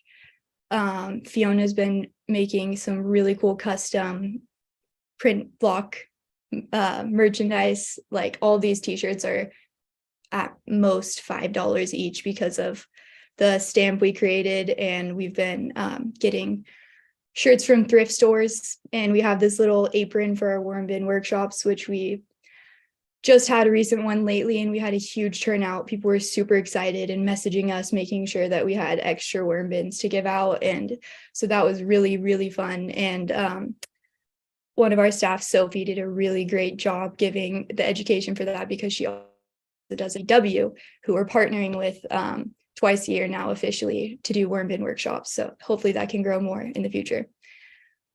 This is just another close-up of Fiona's really awesome native plant pile. This is our 2nd event, and then this one on the right is our 1st event that Kat designed. And so we've just been having the community come and color it in, and then we have another one coming up this Friday. So that will be super fun. And we got a member of the church this time to design the pile, because it's the one closest to the church and in the view when they're having their service outside in the summer. So we thought it'd be really fun to incorporate them. And yeah, I'm super excited to see how that turns out. Been having a lot more engagement just with our activities we've been hosting and sort of educational content we've been putting out. So that's super exciting. We've, for example, like I can't remember off the top. Accounts reach. So this reached 1,400 people. That this was just a reminder for our upcoming mural event. And then, yeah, you can see the other numbers here. Our drop-off guide got 1,000. And then we also made a TikTok account in the last few months, and those are getting over 1,000 views too. So those are really fun to make, and I think people are enjoying those, and it's really cool because it's bringing a whole new like audience sort of. And so yeah, this is our mission model that we've been working on, just sort of estimating what our service would look like with our idea of an expansion, which is sort of utilizing all of the different levels of the waste hierarchy model, which I had referenced in my last report. And it's basically just like, the reduce, reuse, recycle concept of there's the best option, but maybe that's the most difficult for best for the environment, most difficult for you. And then there's like the worst option, landfilling, and that's easiest. So that sort of concept, and like finding an even balance between all of that. And we're thinking of doing so through just continuing our drop-off service, finding a way to establish a collection service and figure out how we can improve efficiency with that, and just continue doing education and composting at home, and strengthening our partnerships. And here's just a reference table for anyone who's curious about sort of how I am estimating right now our cost per house, but I will get into that later. So here is sort of the start to our staff proposal.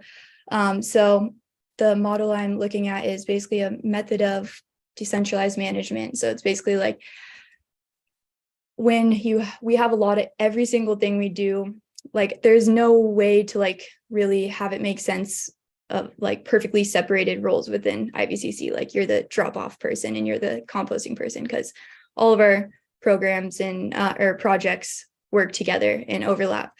So I've been coming up with sort of like what a team would look like, trying to utilize that, because I've noticed with our team, if I like separate tasks and sort of isolate, like you're the writer, you're the social media person, like it's easy to sort of feel burnt out with that. And compost pile maintenance is a good example. But I've noticed when like people have a bunch of stuff to do that they're excited about, they do such an amazing job, and I'm able to like harness just like some super unique skills out of my staff when they're sort of reaching across different areas and trying new things, especially because of, you know, the average place they're at in college and figuring out what they want to do for their careers. So I sort of have the concept of having an operation team, a development team, and an outreach team. And the point of making this also was to get all of your feedback on sort of the options I'm about to lay out with the budget, because they're all just like different scales of this. And I figured it'd be nice to create just like a staff model that we can hopefully just scale, however much we expand in the future. So this is just a look back at our pre-collection. We had 6 dirt riders and myself, and we were about 100,000 a year. And this is what it looks like. Just shows like simple hierarchy, 1 management position and 6 intern level positions. And then we have our status quo structure right now. We have 5 dirt riders and 1 coordinator 2 position, which was recently created as just sort of more of a team leader role, which is Sophie, who's helping me make staff checklists for the week and sort of schedule staff for various events and help with the team meeting agenda, and mostly all centered around compost pile maintenance, which falls under operations. And we are in this adjustment period under budget slightly, just because it's been, obviously, as you can see here, hopefully there's been a lot of thinking going on my end. And so it's been difficult to sort of manage the responsibilities of like managing my whole staff and assigning them tasks, especially with pile maintenance, which, like we were talking about earlier, is a new like concept to our staff. And for a lot of that first year when we were doing collection and composting, it was a lot of the time myself doing a majority of the compost pile maintenance, and then like started assigning staff to it near the end. So they're still very new at it, and it's very hands-on experience. But we've been doing a new thing this quarter where we're doing group pile maintenance shifts, and basically just having 2 shifts a week where as many people as possible scheduled. So usually around 4. And that has been super beneficial because everyone can sort of watch each other, watch how they do things, and have fun together. And we've been able to get a ton done a lot faster. So it's interesting to see just how like structural changes like that can sort of improve efficiency. And we also have our bike mechanic, Matt, who's been basically our consultant for the bike and comes whenever we have an emergency and has been helping us with like monthly maintenance checks. And I will get into that in a second just because I have some ideas there. That's just a visual of what our structure looks like right now, just a little different with a 1 tier higher position.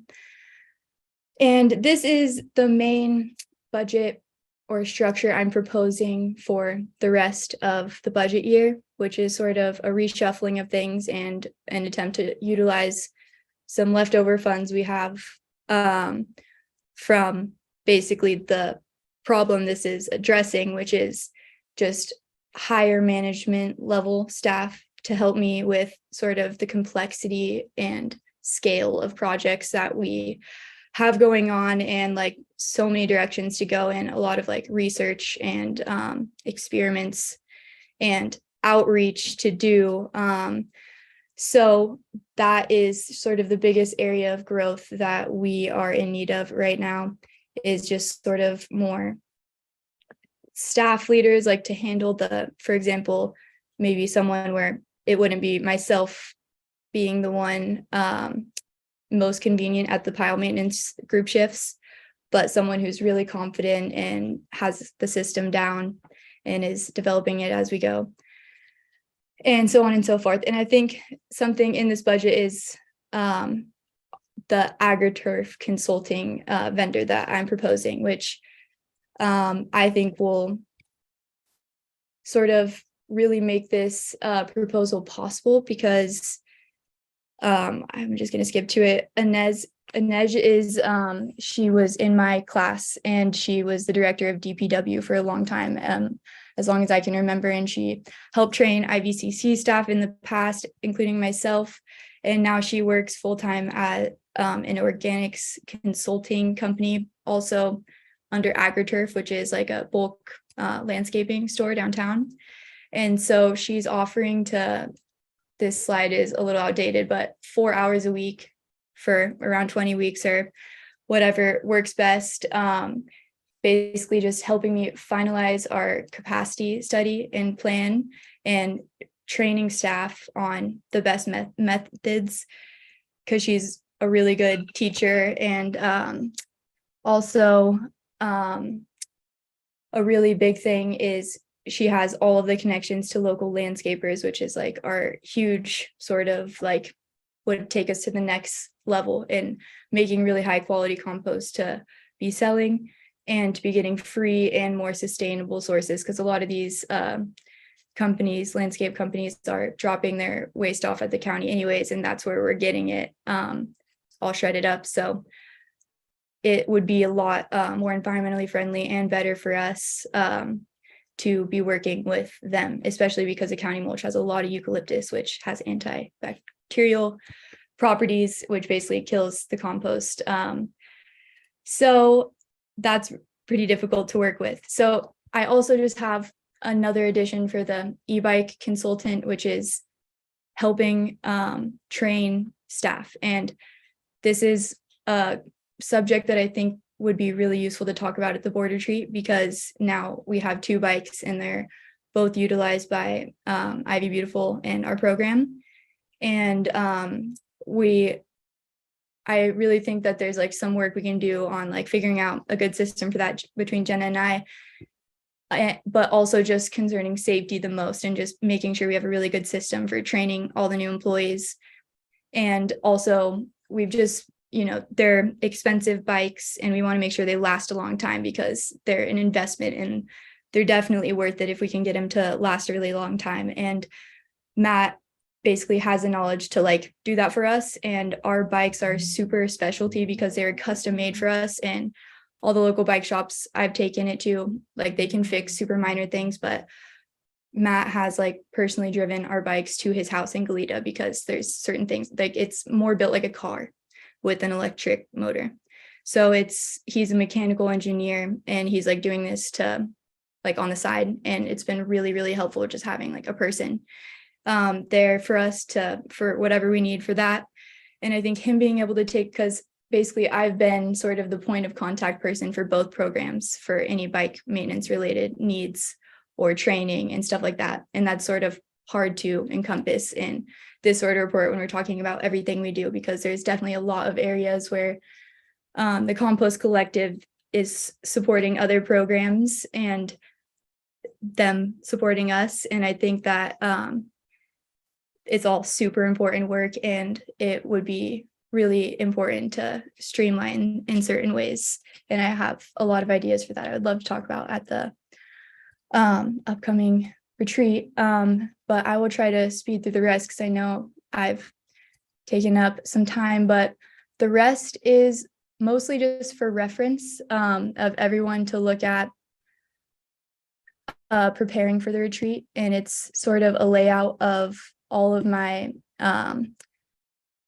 various job description, or these are the outlines sort of for what the different teams would look like and how they can be scaled, applied to any of these stages. But this is sort of what I have outlined with all of our projects being the light tan in the middle. And you can see they're definitely, like, most of our projects are right in the middle, like, of all three sort of distinct areas of development, outreach, and operations. So I think it'd be really important to have a sort of a leader at least for each, and then maybe at a larger scale have a team leader, and then also just like a manager of that certain project or department. And also to be having site managers. That's a future thing that I think would be really important, just because, like, for example, at St. Mike's, we have like our chickens who need fed every day. And then Methodist is sort of the newest pile we've adopted. So getting used to that transition has been interesting in terms of like scheduling for that. So I think just having someone, or at a smaller scale, having the team leaders be like assigned to different locations would be super helpful, just to make sure that each one is cared for the most. And also we're just keeping in really good touch with our stakeholders at each location, and so on and so forth. But yeah, as you can see, going through these stages, it's basically just scaled out versions of what I just talked about with the different teams, and just basically like different titles: project manager or coordinator one position, like entry level. So I know that was sort of a lot, and I am excited to keep finalizing this information so that it can be a little more cohesive. But just to look back at our my just final proposal for the rest of this quarter, it would take an $8,000 or around $9,000 deficit, like that. We are in need of that much more to be able to accomplish this, which would basically, like I was saying earlier, just really help us. Like, we have all these ideas and plans laid out and a lot of connections made and opportunities that are like at our fingertips, but it's sort of, we need like a lot more leadership roles and like people who are strong in certain areas to take those on and make sure we're doing a really good job building from the ground up. So yeah, I'm happy to answer any questions. And I have a bunch of stuff to reference for a lot of the stuff I talked about in case that is necessary. But does anybody have any questions? All right, thank you very much, Carly. Do any directors have questions or clarifying questions they have right now? Director Freeman. It's a really high level question first that I feel like I should know the answer to, but I'm sorry, I'm asking it. So we paused collection, and so right now it's just the people who are bringing their compost to the collection, to our drop off, or is it, where am I? And is that what's going? I'm sorry, you're on mute. Yeah, that's correct. It's okay. It's all the input ingredients we get are dropped off for the food scraps, and then we source our browns from the county. And we're presumably, and maybe this is wrong, but we're presumably seemingly getting even more drop-offs now than we were getting collections before. or is that not the case? No, definitely not. And Okay. that is why I just think that utilizing all the different areas of the hierarchy is really important, just because sort of without the different linkages and like stuff that's especially specific to our community, like having our electric bike go to people's doorsteps, it's just such a perfect thing for our community to get involved in this. Just figuring out the scales for that. Sorry, go ahead. Yes, the reason why I asked that question, I mean, the reason why I presume that could even possibly be the case is that you're now asking for more resources in order to do a bigger job. And so I am excited, for what it's worth, about the idea that we could get into working on the other areas of environmental stewardship in the area. But I also kind of feel like that's a scope drift. I know that we had previously been talking about the idea of getting back to being able to do collection and then having models where we were either selling the compost or charging for the collection. And this is going to allow this program to become revenue neutral, so that we'd be able to actually like expand its scope in the way that like down the path of like the solid waste collection aspects of compost. But I'm I guess a little concerned that we might be now just kind of just drifting and trying to find a purpose that would not really be able to get down that road. But yeah. No, I totally understand your confusion, and to be fair, I've gone through the same mind path, and that is sort of why I've taken away a tiny bit of focus from my idea I've had in the past of like sort of taking on more food recovery efforts, like edible food recovery.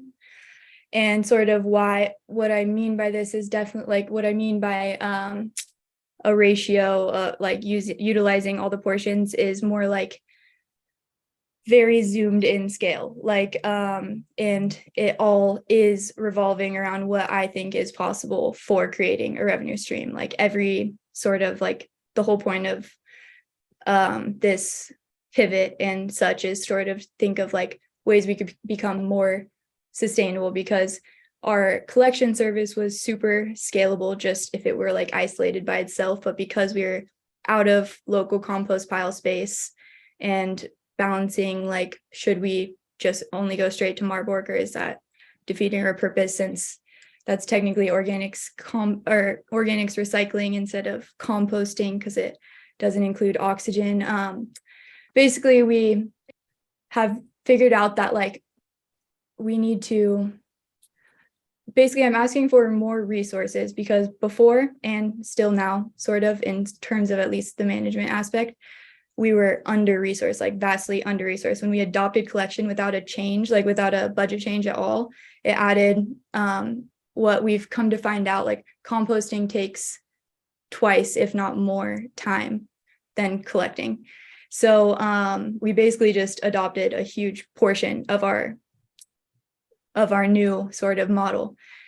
But why I am asking for more resources, because I would love to restart collection, because I think that's really important to Ivy. I think a lot of user feedback I've received is just students really wishing to have that back. And I think that it would really help us be able to be getting consistent like batches and be able to control them for our compost piles, because like I said, right now it's sort of a bit of a trickle, which makes it a little bit hard to like finalize a batch and finish it.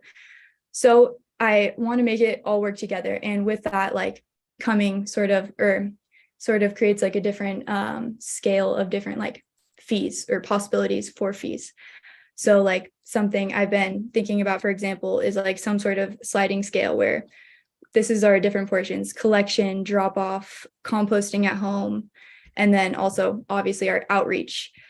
And then, so for that I've had the ideas of having our basically two collection services. Basically one is free, and it's a connection between Ivy residents and Marburg containers, which just are able to like support a lot more houses, because if you think about it, they're emptied every week, whereas ours go through a process for weeks before we're able to empty the bin. So yeah, they would be able to serve a lot more houses. So it'd be very easy for us to keep that service free. And then I've been thinking with if we were to be a link between them and community compost piles, it'd be sort of selling like the ethical and more environmental service, and the one that obviously is a lot more resource intensive in terms of labor costs. So that is an example. Also, we could do something with drop off, where a drop off container, we put dispersed drop off containers around Isla Vista. And have a ton of ideas developed for that. Here's me doing bike maintenance, by the way. Just drop off containers around IV, because that's been a huge request we've been receiving, just more accessible drop off areas, and have that be a connection between Marburg and the residents, and have that be free, and then have drop off at our piles, maybe possibly have a fee or some sort of subscription. And then there's just a lot more we could do with that. Worm bin consulting or selling worm bins. We have had a lot of interest in that, and they're super cheap and easy to source. Selling worms is like a growing economy in Isla Vista in the local area. We've also been doing some market research and been seeing that potted soil sells at a much higher price than compost, which is basically just mixing a few ingredients into compost, which potted soil can be like 75% compost, and it becomes like 10 times the price. So just a lot of stuff we can play around, and that's basically why I'm asking for the resources like in the meantime, because it's really hard for me to sort of like make all these come true when there's so many different like areas of expertise, like finance and writing, marketing, and like going to businesses and asking if we could sell compost, which has been successful so far, by the way. But it's been one of my staff, and they're all interns, so it'd be just super helpful to like have some help with this. And I think that there's a chance that we could be easily making a majority of our budget. That's ambitious to say, but I really do have a lot of confidence in this. I really like all these different ideas and all these different direction possibilities. I just am somewhat concerned about the like very expansive scope of very large number of things that are all being explored in parallel, and without what feels to me like they like trying to do more pre-exploratory work to figure out how to narrow that scope. Like I guess what I would really be excited to see is essentially, and which you've been going in this direction in previous meetings and previous discussions and things of like providing things more in the form of like a business plan for how either a resource change or a different strategy will allow us to actually get closer to that scale up point. This is a comment for, I mean, we have some new board members since we've been having some of these discussions a long time ago, but one of the things that's come up is the idea that we were essentially paying money towards the process of being able to do the collection. And so if we ever wanted to be able to do collection for all of Isla Vista, we would have to figure out some way of doing some kind of like revenue structure for it. And so I'm really excited to get to that point. And the unfortunate thing, like from this is my personal perspective here, is that if we start to feel like we can't get to that point, as much as I like the existence of this program, I don't know if I would be able to keep supporting, kind of throwing money towards it at the small scale, because it doesn't just even like end up being a kind of a limited impact program, but it also ends up causing us confusion and complaints with respect to people who want to get involved in the program, and we're spending money towards certain people, helping them do compost collection, not other people. And so I really want to see us focus on how do we get this program to the point of being able to have that scale explosion.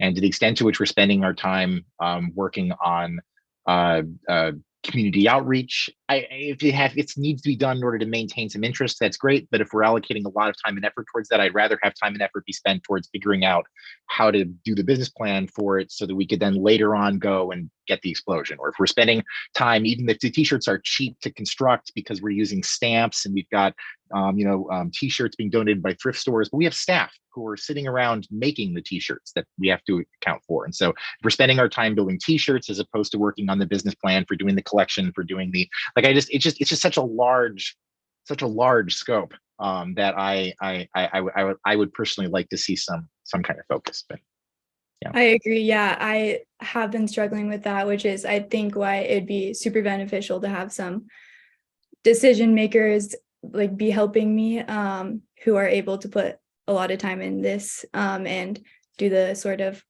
higher level thinking. And just to clarify something, a majority of the time we use is maintaining the compost piles. And that, yeah, just to clarify, like it's definitely not outreach. We have been spending a lot more time on outreach lately because we've been having to sort of clarify this message of just that, like, we didn't like stop being a service. Like we're still a service that creates like the only access to composting locally in IV by spending countless hours each week physically maintaining these piles. So hopefully that clears some things up, but I understand your concerns, which is exactly why I did their support, just to even narrow this down if that staff were able to do so. Thank you for that clarification and answering question. Director Deschler, I saw you had your hand up earlier. Do you have a question, or was it answered? I have so many questions, but I'm going to let Spencer go before me because maybe he will be able to clarify things before I ask my questions. Okay, thank you. Spencer, go ahead. All right, Director Deschler, I'll try to read your mind. Just kidding. My question, Carly, you mentioned that you saw some results from the study about revenue generation that you said were optimistic. Can you talk a little bit more about that? Yeah, basically, we've been noticing that a lot of the culture in IV and a lot of like our audience are people who really care about sustainability, obviously, and there's a growing want for sort of one-of-a-kind items, which is why I think the yard sale, or not why, obviously it was one of the reasons the yard sale was such a hit, because it's a really big thing right now to have sort of secondhand reused items. And when we were tabling at the yard sale, multiple people came up and asked to buy our shirts, which luckily only take like, I'd say 1 minute each to make, because it just took a long time to carve our stamp. Which Fiona did, but sorry, got a little off topic. But so my idea is basically to sort of harness that by, and this is adding to Jay's argument, but basically doing like small batch drops of different things. Like I want to basically be trying out these different things and seeing what's successful, just like we're doing right now. Like we're doing only drop off right now, and we're seeing that it would help if we had some sort of managed collection service to be making sure we're at max capacity at our piles. So we've been giving out free worm bins, and we've gotten user feedback. Some people totally fine with it, and some people finding some like tiny like inconvenience things where if we were to fix that, it would just make it a lot more accessible. So keeping it small batch would be able to give us that flexibility, and we would do sort of something, my idea is like drops, like where basically like it's a huge thing right now where you spend a lot of time marketing, like for 1 hour, like our store is going to be open, we have like 10 products and they're all handmade and only like you can only one of each. And that is just a huge market right now, based on what I've been seeing.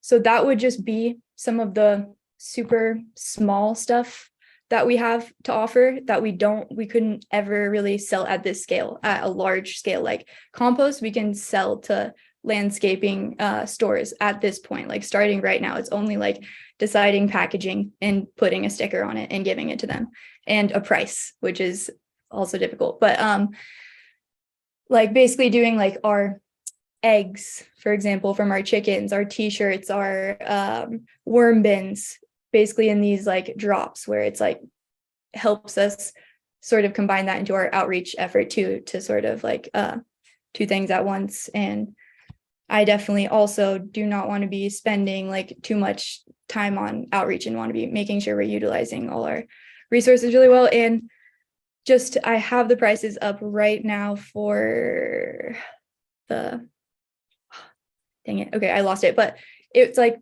at Island Seed and Feed, for example, a local landscaping store, they're selling like larger bags of potted soil for $40 and those same bags of compost for around 25. So that's just an idea. And we're right now, for example, we just sifted and it was probably the material built up from like a month, like probably would have been like 20 bags of that. So it's like we're making a ton of compost right now that we could be selling and making at least some sort of stream.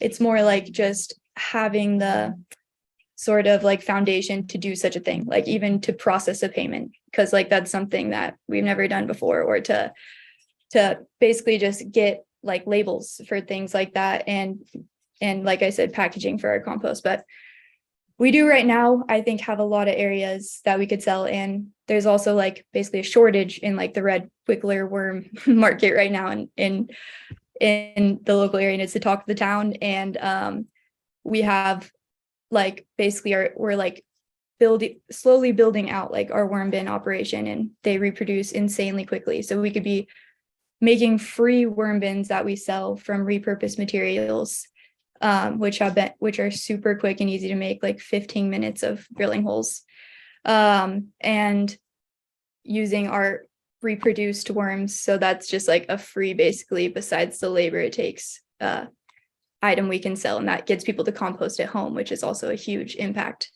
just for environmental and ethical reasons. That's a lot to go over, and I really wanted to be able to show this to you all in slides, but it's just sort of hard to put all together with such little time in the day. But hopefully that answered your question. Yeah, I think it helps a little bit. I recognize this is super complex, and I really appreciate that you felt brave enough to say that you think you need some guidance on this, because that can be a hard thing to admit, and to say, hey, I'm looking at this situation, it's complex, and I need help. And I appreciate that you've shared that. I hope that we can help provide that. And I guess that what I would just say, this is agendized for us to give direction to the finance committee. I don't know if I have any specific things that I think finance committee should consider, but I do think that what I would like to see is a very specific analysis of what the revenue estimates would be for the different revenue generating options that we've discussed in the past with you, and how we can invest to get there, because that's the kind of investment that I'm most personally interested in making right now, is how can we help this program gain solvency?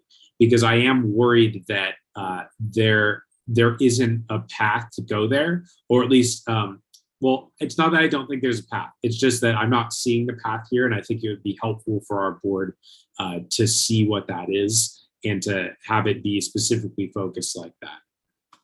That makes sense. And I wish I could have gotten the message across a little better, but just to be clear, like that's definitely like my main goal with this effort, is just to create a self-sustaining program. And before, there wasn't like an established like market to do so. Like there wasn't like a compost. We were just like sort of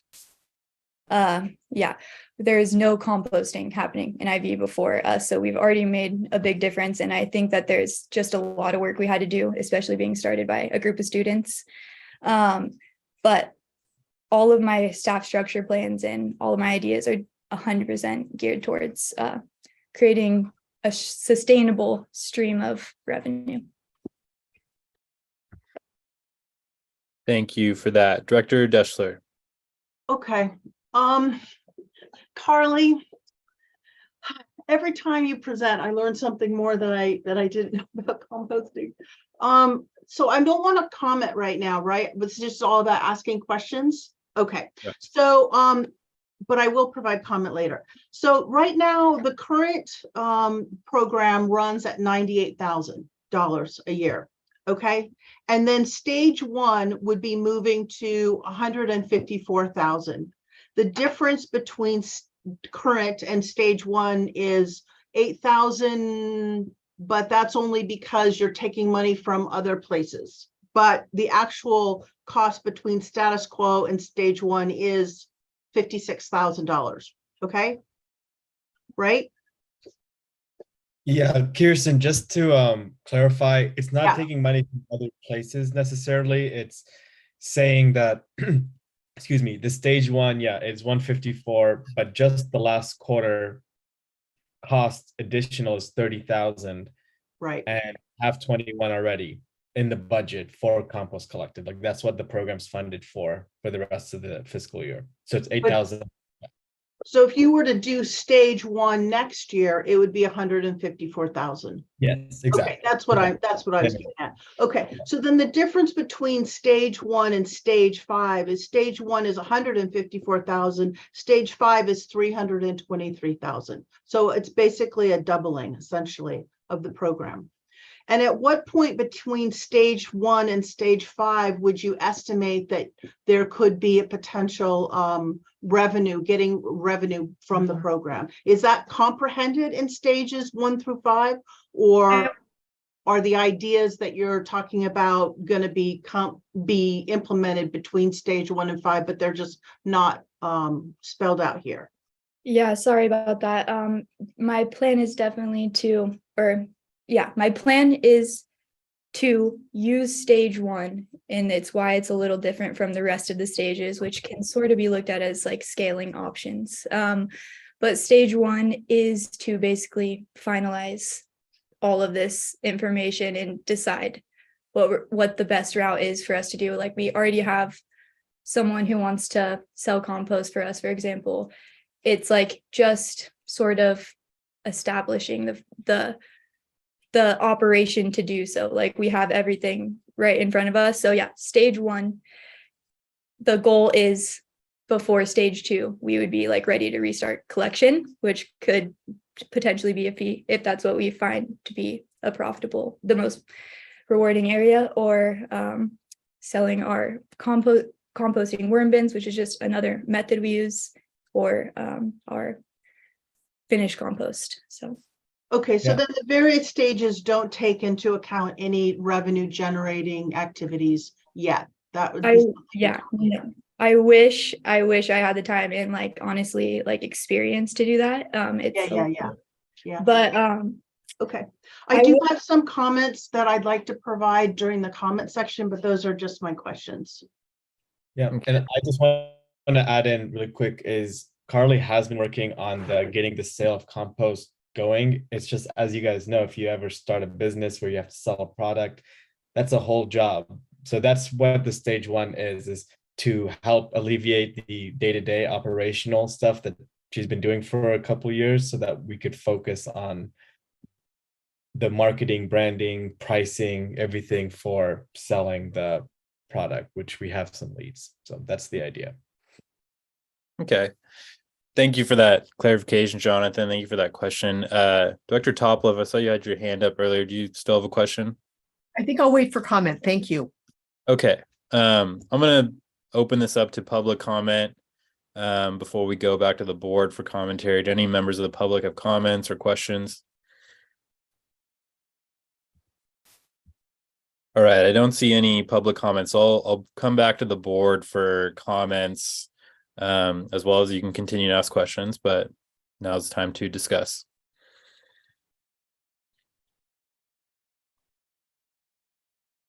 Director Deschler. I'll go first. I thought Carrie was going to go, but I'll go first. So Carly, where is she? Oh, there you are. I just see your little initial. I think you have a huge task on your hands. And when I see your presentation, and when I see all the different things that you're working on, it's really clear that this, to me at least, feels extremely unmanageable because there are so many things that you're thinking about. You're thinking of day-to-day operations, you're thinking about different product lines, and I can understand why it might feel a little overwhelming. I think that we need to give you some guidance.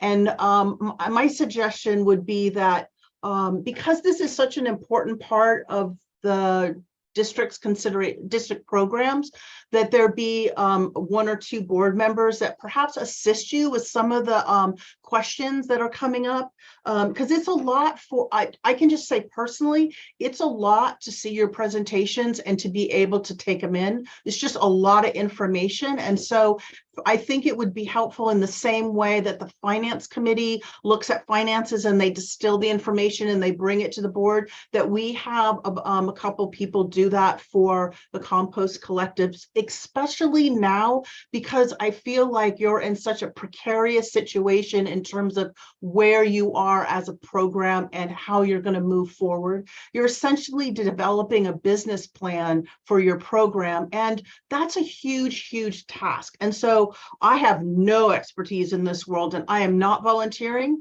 but I'm just making the suggestion because I definitely think it would be helpful for you to have some board give you some advice and guidance before you come to these larger meetings, because it's a little bit this is very complex issues. So that's what I would say. I'll just also comment that I agree with Jay. Sometimes you put the cart before the horse, and I feel a little bit like it's like the chickens and the worms, and the selling of the compost is coming before there's a working, viable program in place. And I'm just concerned that when I see the scope of stages 1 through 5 and a doubling of the program, that's a huge, huge, huge commitment. And having ideas for generating revenue is not the same as actually generating the revenue. And so I'm just really worried about kind of the mission creep of this program, and wondering if this is going from stage 1 to stage 5 is really something that should be done as part of the IVCSD. It's just a huge program, and a doubling of the revenue, a tripling actually, from 98,000 to 323,000 to stage 5. That's a lot. So I think that I would like to see if we could get some folks to kind of help you to give a little bit more guidance and structure to your program, and maybe some interim steps that you can achieve. And maybe it's not just the board that can provide you that leadership, but maybe there's other entities that can provide you with some direct kind of counsel as you develop this business plan for this program. So I love your pictures. I love the chickens. I love all the work you're doing. And I feel like it would be helpful if we could provide you a little bit more guidance to develop something that's a little bit more smaller and sustainable, and just a little bit more understandable. Thank you. Yeah, I totally get that. And to be fair, like when I was making the stages, I was more focusing on the positions rather than like the exact numbers. And I apologize for how that may have been misleading. And also just something to point out is like just the massive difference between pre-collection, for example, and stage 5, just because of the raise our intern level workers just got, as well as program manager. But yeah, thank you so much for those comments. And I think it's a great idea. I would love to have a team to help me with these projects. All right, Director Freeman. I wanted to say that I very much agree with the comments that were just brought up by Kirsten, and particularly this idea of maybe setting up some kind of structure for us to provide assistance or help. And I will volunteer, unlike, yeah, so.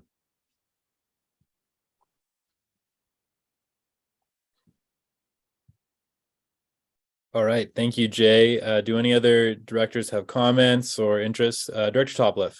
Thank you. I really want to applaud you, Carly, on all the work you've done. I think that it's just visionary. I really love your enthusiasm and how completely you think through a lot of the different aspects, and how integrated you pull together all these strands of the operation. So I have learned a lot, just like Kirsten says, and I've been very impressed.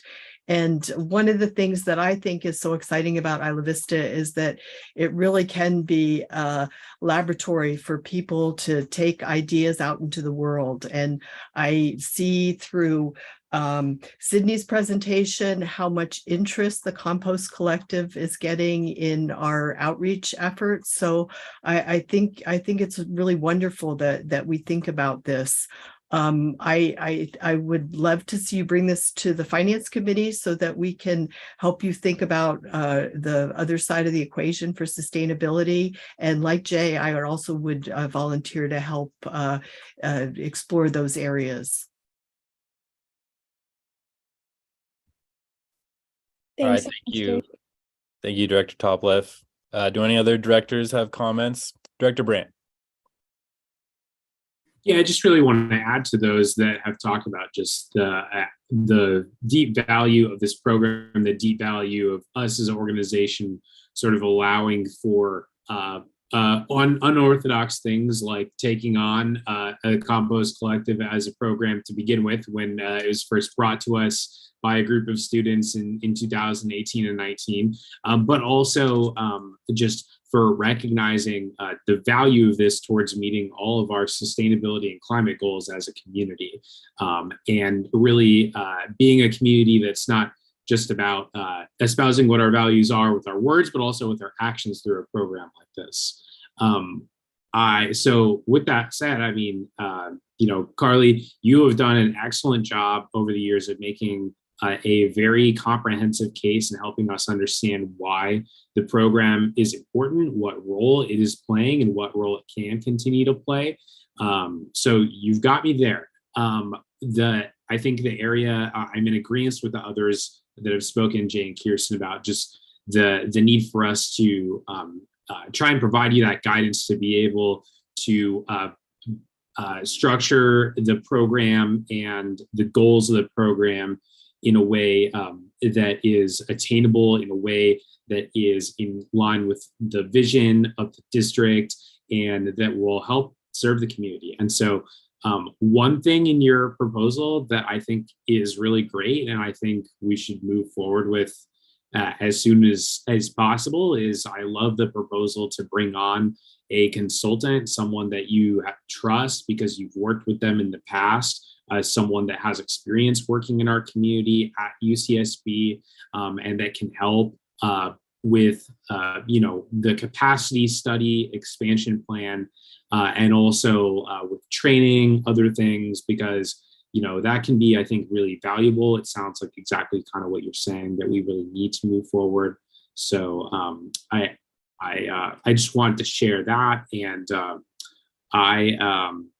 I would be willing to serve. I want to leave it open for others, though, because I think especially for our board members that may be newer, it may be helpful just in terms of getting a more in-depth look at the program and its many facets.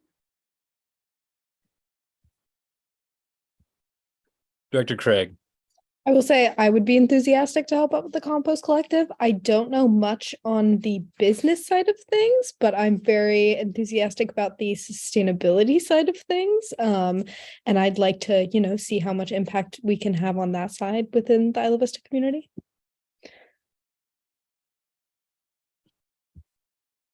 All right. Thank you for that comment. So it sounds like we have a couple of directors who are interested in helping out. I want to remember the original item of this, which is to give direction to the Finance Committee. I'm trying to remember who exactly is on the current Finance Committee. So we have Carrie, Olivia, and Spencer. Okay. Do you all have a meeting coming up and time to focus on this? Yes, we're meeting on the 20th, so it's coming up soon, and I know we'll have a pretty full agenda, but we're happy to devote some attention to this then. Okay. Jonathan, would you or Director Deschler? Well, can we make a motion? Can we just change the whole what we were supposed to do here and make a motion to create look at Ross is like, can we do this? Create like a working group, a board working group to meet with Carly prior to her going to finance? Yeah. And just to add, thank you for the comment, is the finance committee is this Monday. So, we would not be able to present something completely new in 4 days, but we could have something, or we can just take it on a different track, which makes sense to me, like a separate group than the finance committee, and then it can go to them after it's been developed more. So instead of not going to finance committee now, but maybe at the meeting after this one.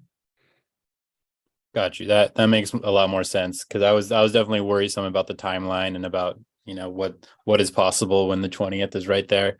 Well, so do we have the capacity to make a working group of directors to assist with this? If it's going to be like along the lines of an ad hoc committee, then I would go back to my general advice that the board president retains. First up, there's nothing that stops a number of directors from getting together and talking about any issue, as long as you don't meet a quorum, and as long as you're mindful of the Brown Act limitations on how items that may come up for future decisions impact who you can talk to. So if there's an interest by less than a quorum to discuss this specific issue, and you're all mindful of your Brown Act obligations, you can certainly move forward. I always recommend some type of a motion or an official appointment by the board president, so that there is a clear understanding as to what the group is, and importantly, what it is not, and then who are going to be the representatives to that ad hoc committee or working group, so that members of the public know who they can talk to specifically about that subject matter issue. So the agenda reads that it's to give direction to the finance committee, and it's to consider the temporary staff restructuring proposal. My advice would be to stay within the confines of that description. And if the idea is to create some type of an ad hoc committee, there may be more discussion that the directors would want to have on that specific topic.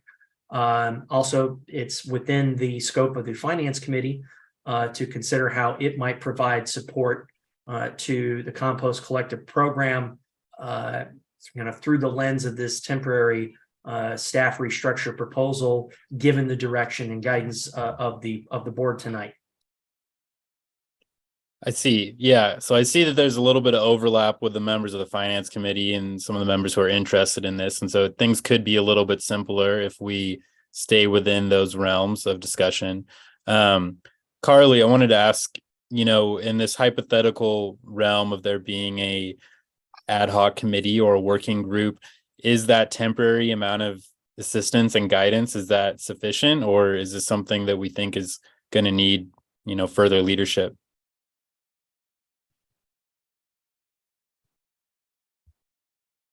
Sorry, I was trying to find it.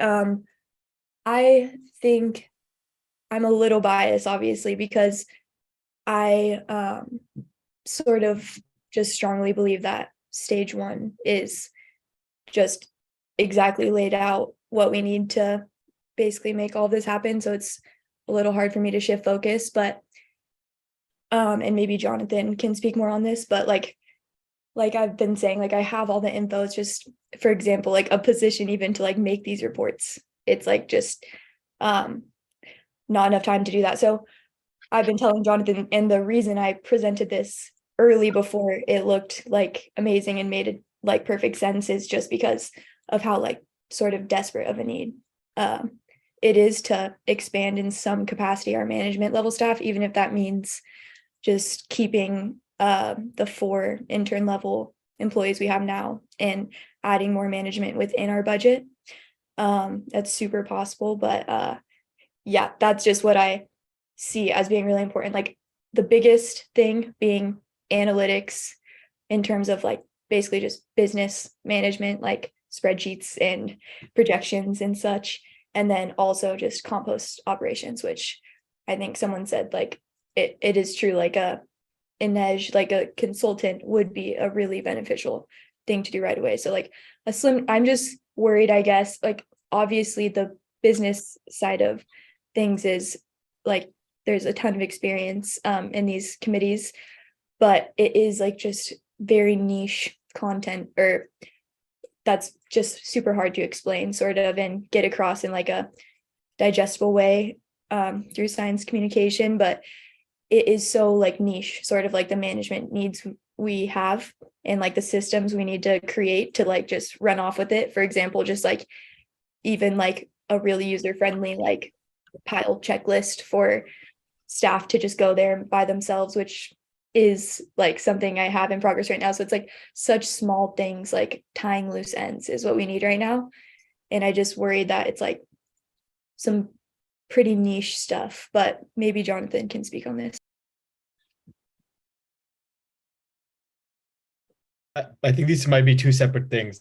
Like what the board is creating a committee for us to do the big picture analysis of where we go, and you're asking for the day-to-day support on the staffing levels. But so I think to me, it sounds like that there's comfort and consensus with keeping the temporary advisement in the finance committee and focusing on one step at a time and not getting ourselves into too many high level ideas, and instead focus on step one, stage one. How can we get to that goal? Yeah, I feel like it's a lot safer and simpler to keep things within the finance committee. As far as the advisement, the number one issue you mentioned were business practices and spreadsheets and those kinds of analytics, which is kind of the purview of our financial committee. So if the finance committee is okay with it, it could be the main topic of discussion on Monday. There won't be a lot of new content produced, in the 3 days, but we'll have some differences and revisions then, and for discussion then. Director Deschler. Yeah, the concern that I have of sending the proposal to move to stage one to the finance committee is that then you're basically considering a monetary expansion of a program. I don't know if then and I'm not on the finance committee, so I don't know, maybe the finance committee does this, but is the finance committee going to be then talking about the program in and of itself, like moving through stages 1 through 5? To me, it seems like again, it's this whole cart before the horse, is that you're deciding to move forward on a step when you don't really know your direction. And I thought of the board having an ad hoc committee could kind of help shape the direction and what the compost collective is going to look like, and then you approve the budget. But it seems like by going to the finance committee, you're saying, let's approve the budget and then let's decide what we're going to do.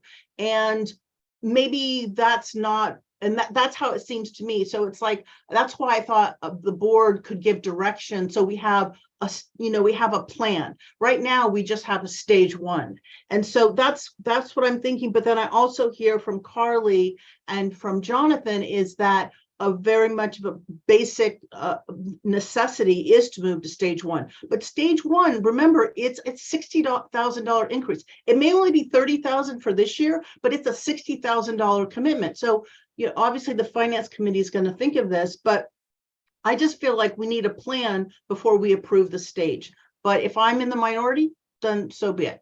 Well, just to clarify super fast, sorry, I meant to say stage one, not like the cost, but more of just at least the structure. And like I said before, if the board's guidance is for me to stick within the current budget or even decrease it, I can run with that. I've just been sort of playing with all these different ideas and different scales. And one of my main drivers for even creating stage 5 or thinking that far ahead is just thinking of how to get back to 132 houses who were signed up for a service before and what that might look like. And you can probably imagine why that's a little abstract to me now, especially without the revenue projections. But just to clarify, I meant stage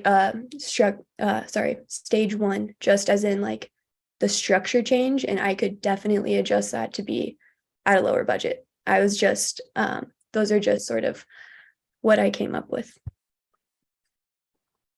All right, thank you for that clarification. Director Brandt.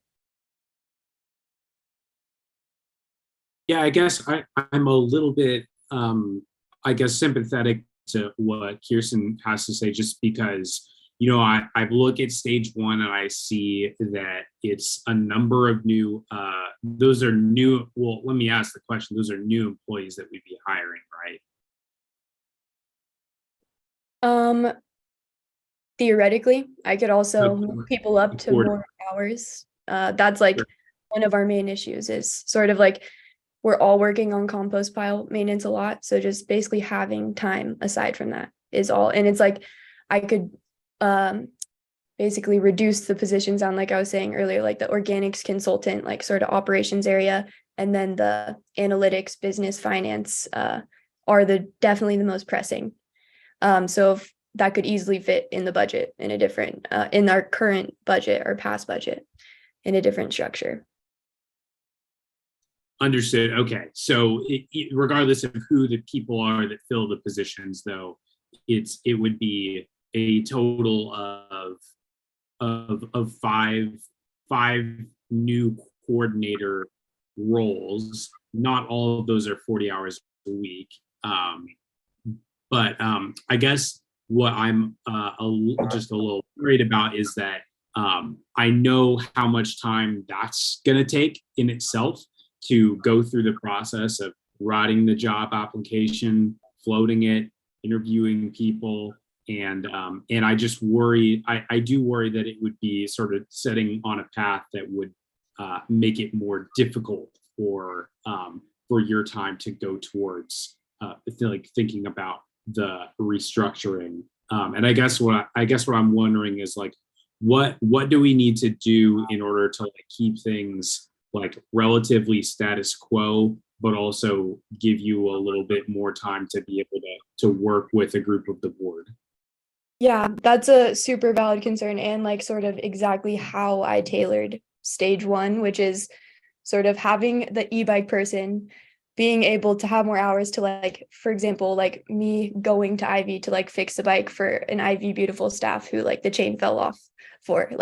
I'm sure you might agree that's probably not the best use of my time. And then, so that's he already is working so much, and it would just be adding a new basically task, training the staff. AgriTurf consultant would be focused on training staff with compost pile maintenance, which is what a lot of my time is doing, which I am not progressing when I'm doing that.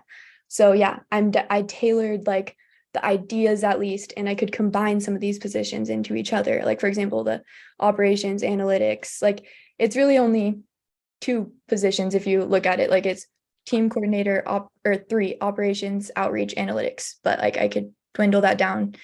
And Sophie is basically already right now taking on the operations, which is staff management, and she's been doing a lot of progress with that, which has been taking time off my plate. And then if I were to have the organics consultant there to basically train all the new staff and current ones on just best management practices, e-bike person doing all the bike maintenance, I would just have a lot more time to be doing all this, all these projections and such. All right. Thank you for those answers. Spencer, do you have any more comments, questions? No. Okay, we'll move on to Director Freeman.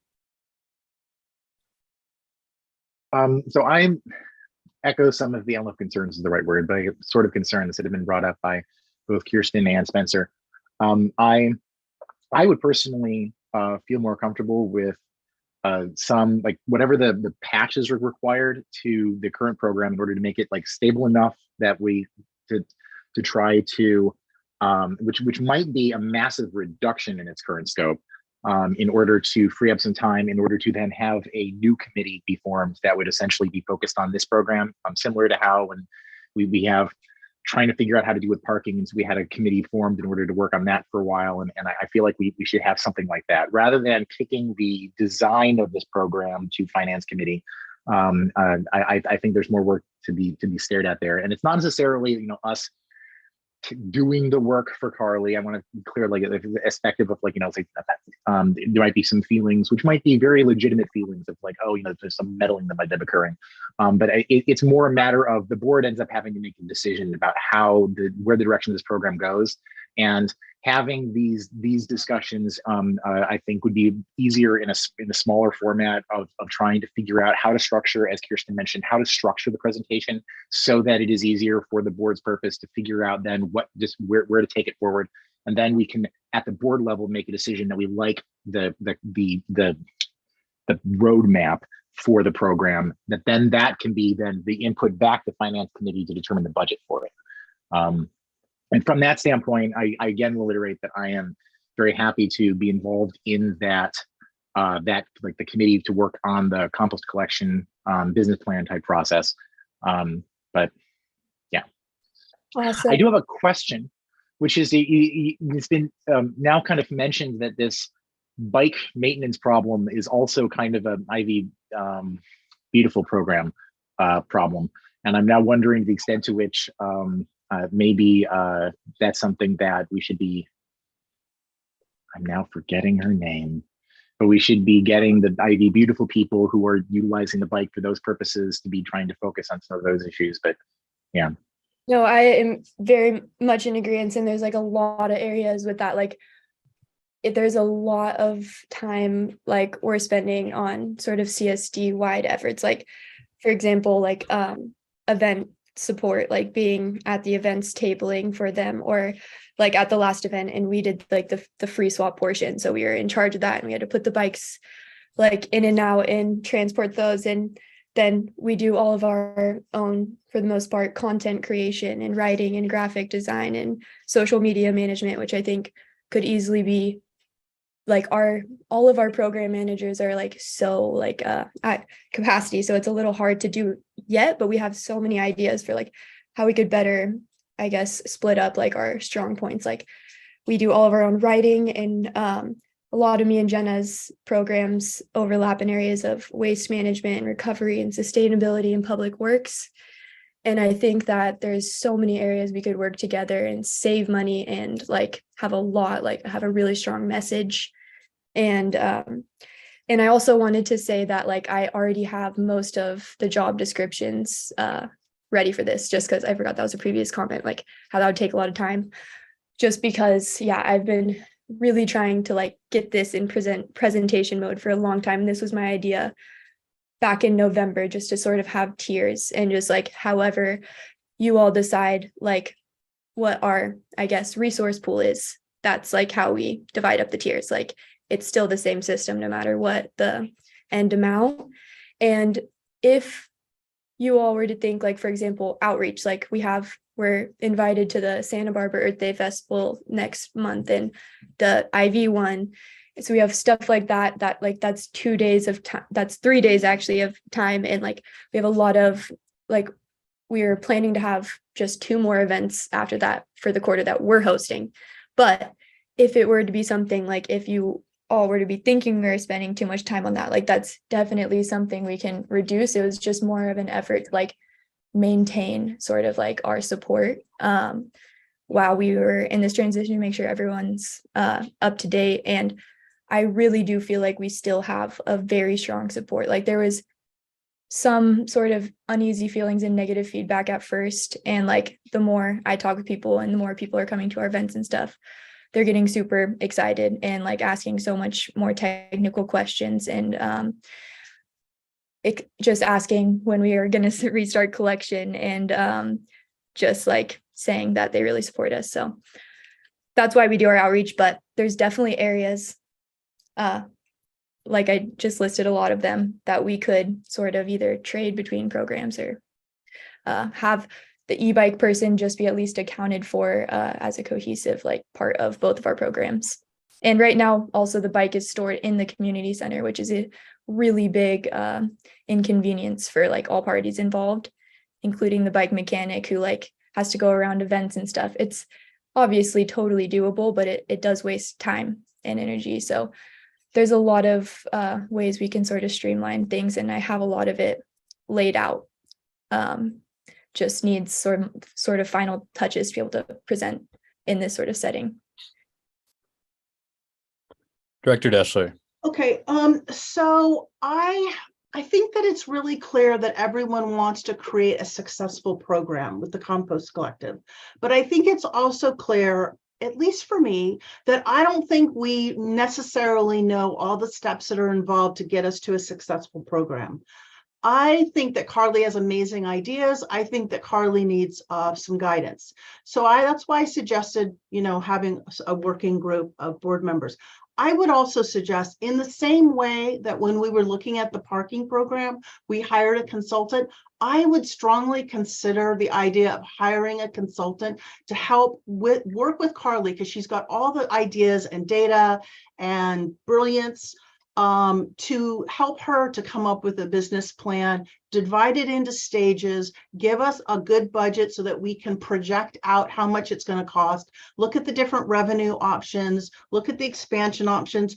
But I think that that's what we need. I frankly, I have a lot of confidence in Carrie and Spencer and Jay and Olivia. But frankly, I just feel like this is, as Carly mentioned, such a niche business that it would really behoove us to hire somebody to work with Carly, who's an expert on this, and develop a good plan for us. So that's what I'm going to throw out there, because I want Carly to be successful. And right now, I feel like we're doing a disservice to her and the CSD by not really getting someone to help her to really kind of go through this process and develop a solid plan. So, oh gosh, Ross, I know that I wasn't supposed to suggest this, but that's where I'm at. Yeah, Ross, I just want to clarify that one of the avenues that we could take with this currently agendized item is to have a motion to create a committee similar to the way that the parking committee was structured. We could have a motion and people could. As an alternative to having this go to the finance committee, yeah, I think that's within the spirit of the agenda items. Okay, so first I want to ask if there's a motion to form such a committee. So moved. Do I have a second? I will second. Okay, we have a second. So this motion is to create a temporary committee to support the efforts of the I Love Vista Compost Collective, specifically in design. Now, are there any comments or questions on this? Director Freeman. So what Kirsten was most recently talking about felt more like it might be in the direction of merely providing to Finance Committee a recommendation to finance a consultant, and then have the consultant work on that process. Did I misunderstand that, or like, were you still thinking of going down the path of the? No, I'm thinking definitely have the board, but empower the board or the general manager to be able to contract with someone to provide assistance to the board and Carly to develop a plan. Are you still thinking though about, like, were you still on board with this idea of constructing a subcommittee that would work on it? Yes. Whereas if you're just, okay, all right. Yes. I thought I misunderstood. I thought the idea was, instead of having some board members work on it, let's bring on this consultant in order to do it. And I was like, yeah, that's actually a fair point. So no. I think it's the same thing that we're doing with the parking program. We have a consultant that's providing us expertise, right? That's what I'm suggesting. All right. Thank you for those clarifying questions, Director Brandt. Yeah, nothing more to say other than the consultant is part of what Carly's asking for, and I agree with Kirsten. We should do both. Okay, so now that we're clear on this motion, Jonathan, can I have a roll call as far as forming this, or the motion to form a ad hoc committee for the I Love Vista Compost Collective? Public comment? Oh, yes. Thank you for reminding me, Director Freeman. Do any members of the public have comments on this motion? See none. Okay. Now, Jonathan, can we have a roll call? I think you're muted. Yeah, my bad. Director Brandt, Yes. Freeman, Yes. Knowles, Yes. Craig, Yes. Aguilar, Yes. Uplift, Yes. Dashler. Yes. All right. So that motion passes. Now we have to focus on appointing the individuals to be a part of this committee. So I believe earlier I saw that Director Topliff, Director Craig, and Director Freeman showed interest, and Spencer, you kind of eschewed. You wanted to leave room for others. Yeah, I'll withdraw my name from consideration. Okay, so I'd like to appoint those directors to be a part of the ad hoc committee for the Isla Vista Compost Collective. And I look forward to hearing the results and the excitement and also learning about the consultant.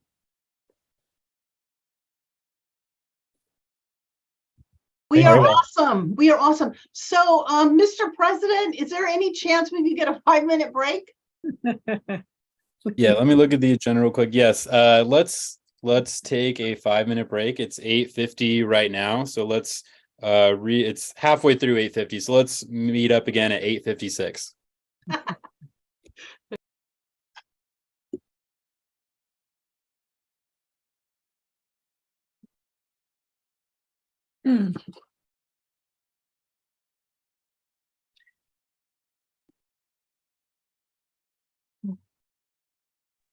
Carrie, you are not on mute. Well, I'm not going to make any rude noises, I promise.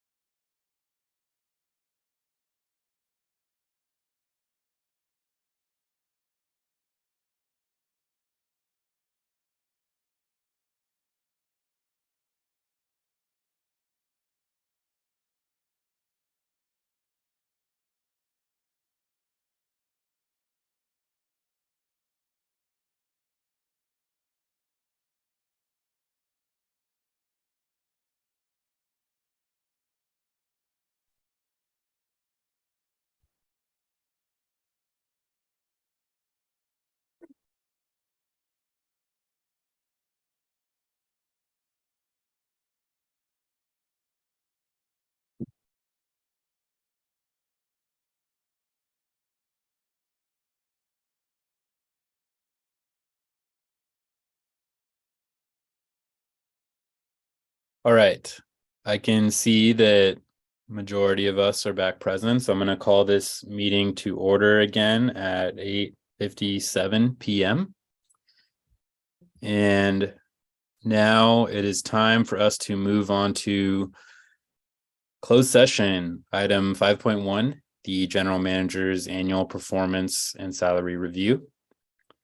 So I think at this time, we're going to need to separate the Zoom into just the closed session room. Is that correct? Yeah, Sabel's gonna make you the host, and then her and I are gonna leave. So, oh, you're already the host. Perfect. Got you. Yeah. Okay. So do I need to put both of you in the waiting room, and then I also need to put the YouTube stream and any members of the public in the waiting room? Yeah. Okay. This is going to show my lack of skills right now as I try and figure this part out. Okay. Put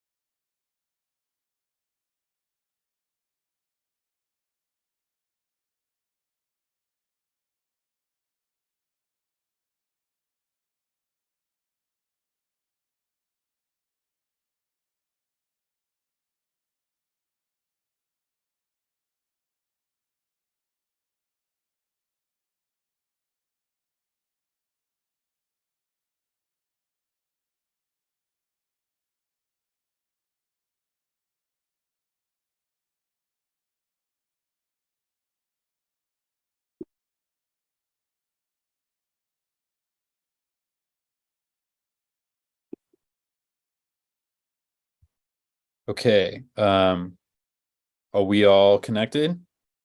No? I think that we are. All right. This is 9:42 p.m. and the board is returned from closed session. Ross, could you report out for the public?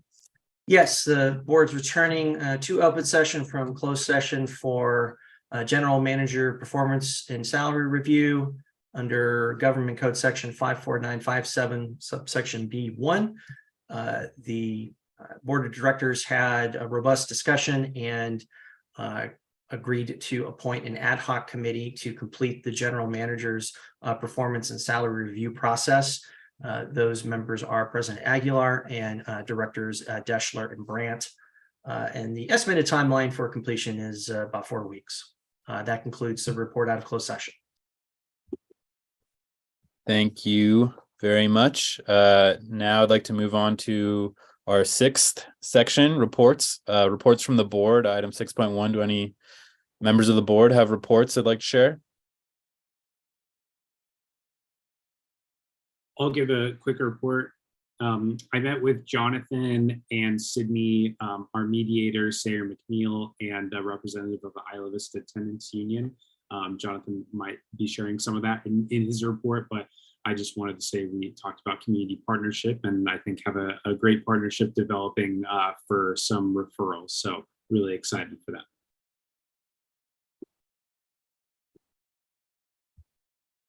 All right, any other directors? All right, it's been a long evening, so I'll move to reports from standing and ad hoc committees. We just heard a few different committee items earlier in the agenda about there being a ad hoc Isla Vista Compost Collective Committee, as well as the committee focusing on the general manager's review. Any other committees like to make a report?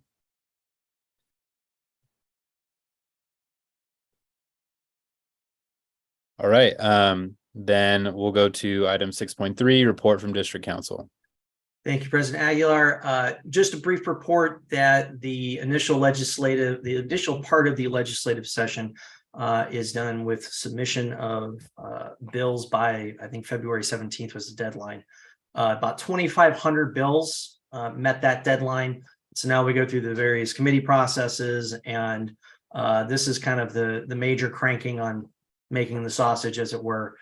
So we'll be watching various bills, sifting out what we think is going to be most important for our clients, and coming up with a kind of a watch list.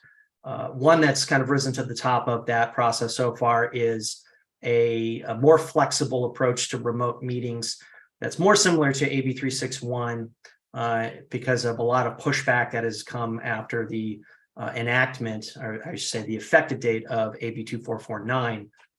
There's been some recognition that AB 2449 is pretty restrictive in its use, but the legislature wants to be sensitive to civil liberties groups who want local agencies to be directly accountable to their constituents. So there's going to be more discussions on that bill, and I don't think that the status of remote meetings and participation by elected officials, appointed officials, and participation by members of the public is settled as of yet. And then as other issues start to percolate up to the surface, we'll provide an updated list over time until we get to the end of the legislative session, and then we'll let you know what the big ones are coming down the pike that we expect the governor to sign into law that will have impacts on the district moving forward. So other than that, that concludes my report. Thank you very much. Now let's move on to item 6.4, report from the general manager. I don't have a lot to report today.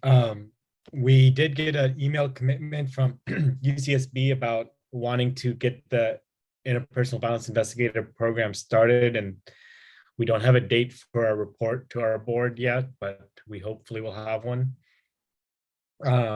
I wanted to just give a shout out to Jenna and Maya. If you all saw the art sale event on Saturday, it was probably one of the biggest, most well-attended things we've ever done. So I'd say thousands of people came throughout the day. So that was a major success. I sent the board the list of problems that KTUA has come up with as like, the problems to solve based on their analysis of the report that they've prepared so far. Please look it over and send me any issues with that. And then, yeah, parking study, the funding is in, and we're going to start soon. That's it. All right. Thank you very much. And I'm personally very excited as a member of the parking committee to hear that news. Now I'd like to let everyone know that our future meeting dates will be March 28th, 2023 at 6 p.m. on Zoom and at the community room 970 Embarcadero Del Mar, Isla Vista, California. Do I have a motion to adjourn? Motion by Topliff. I move to adjourn. I second to adjourn. Second. Okay. Jonathan, can I have a roll call to adjourn? Yeah, Director Brandt, Yes. Freeman, Yes. Jones, Yeah. Craig, Yes. Aguilar, Yes. Topliff, Yes. Dashler. Yes. All right. Thank you, everyone. And we are adjourned. You did it. See you, everyone.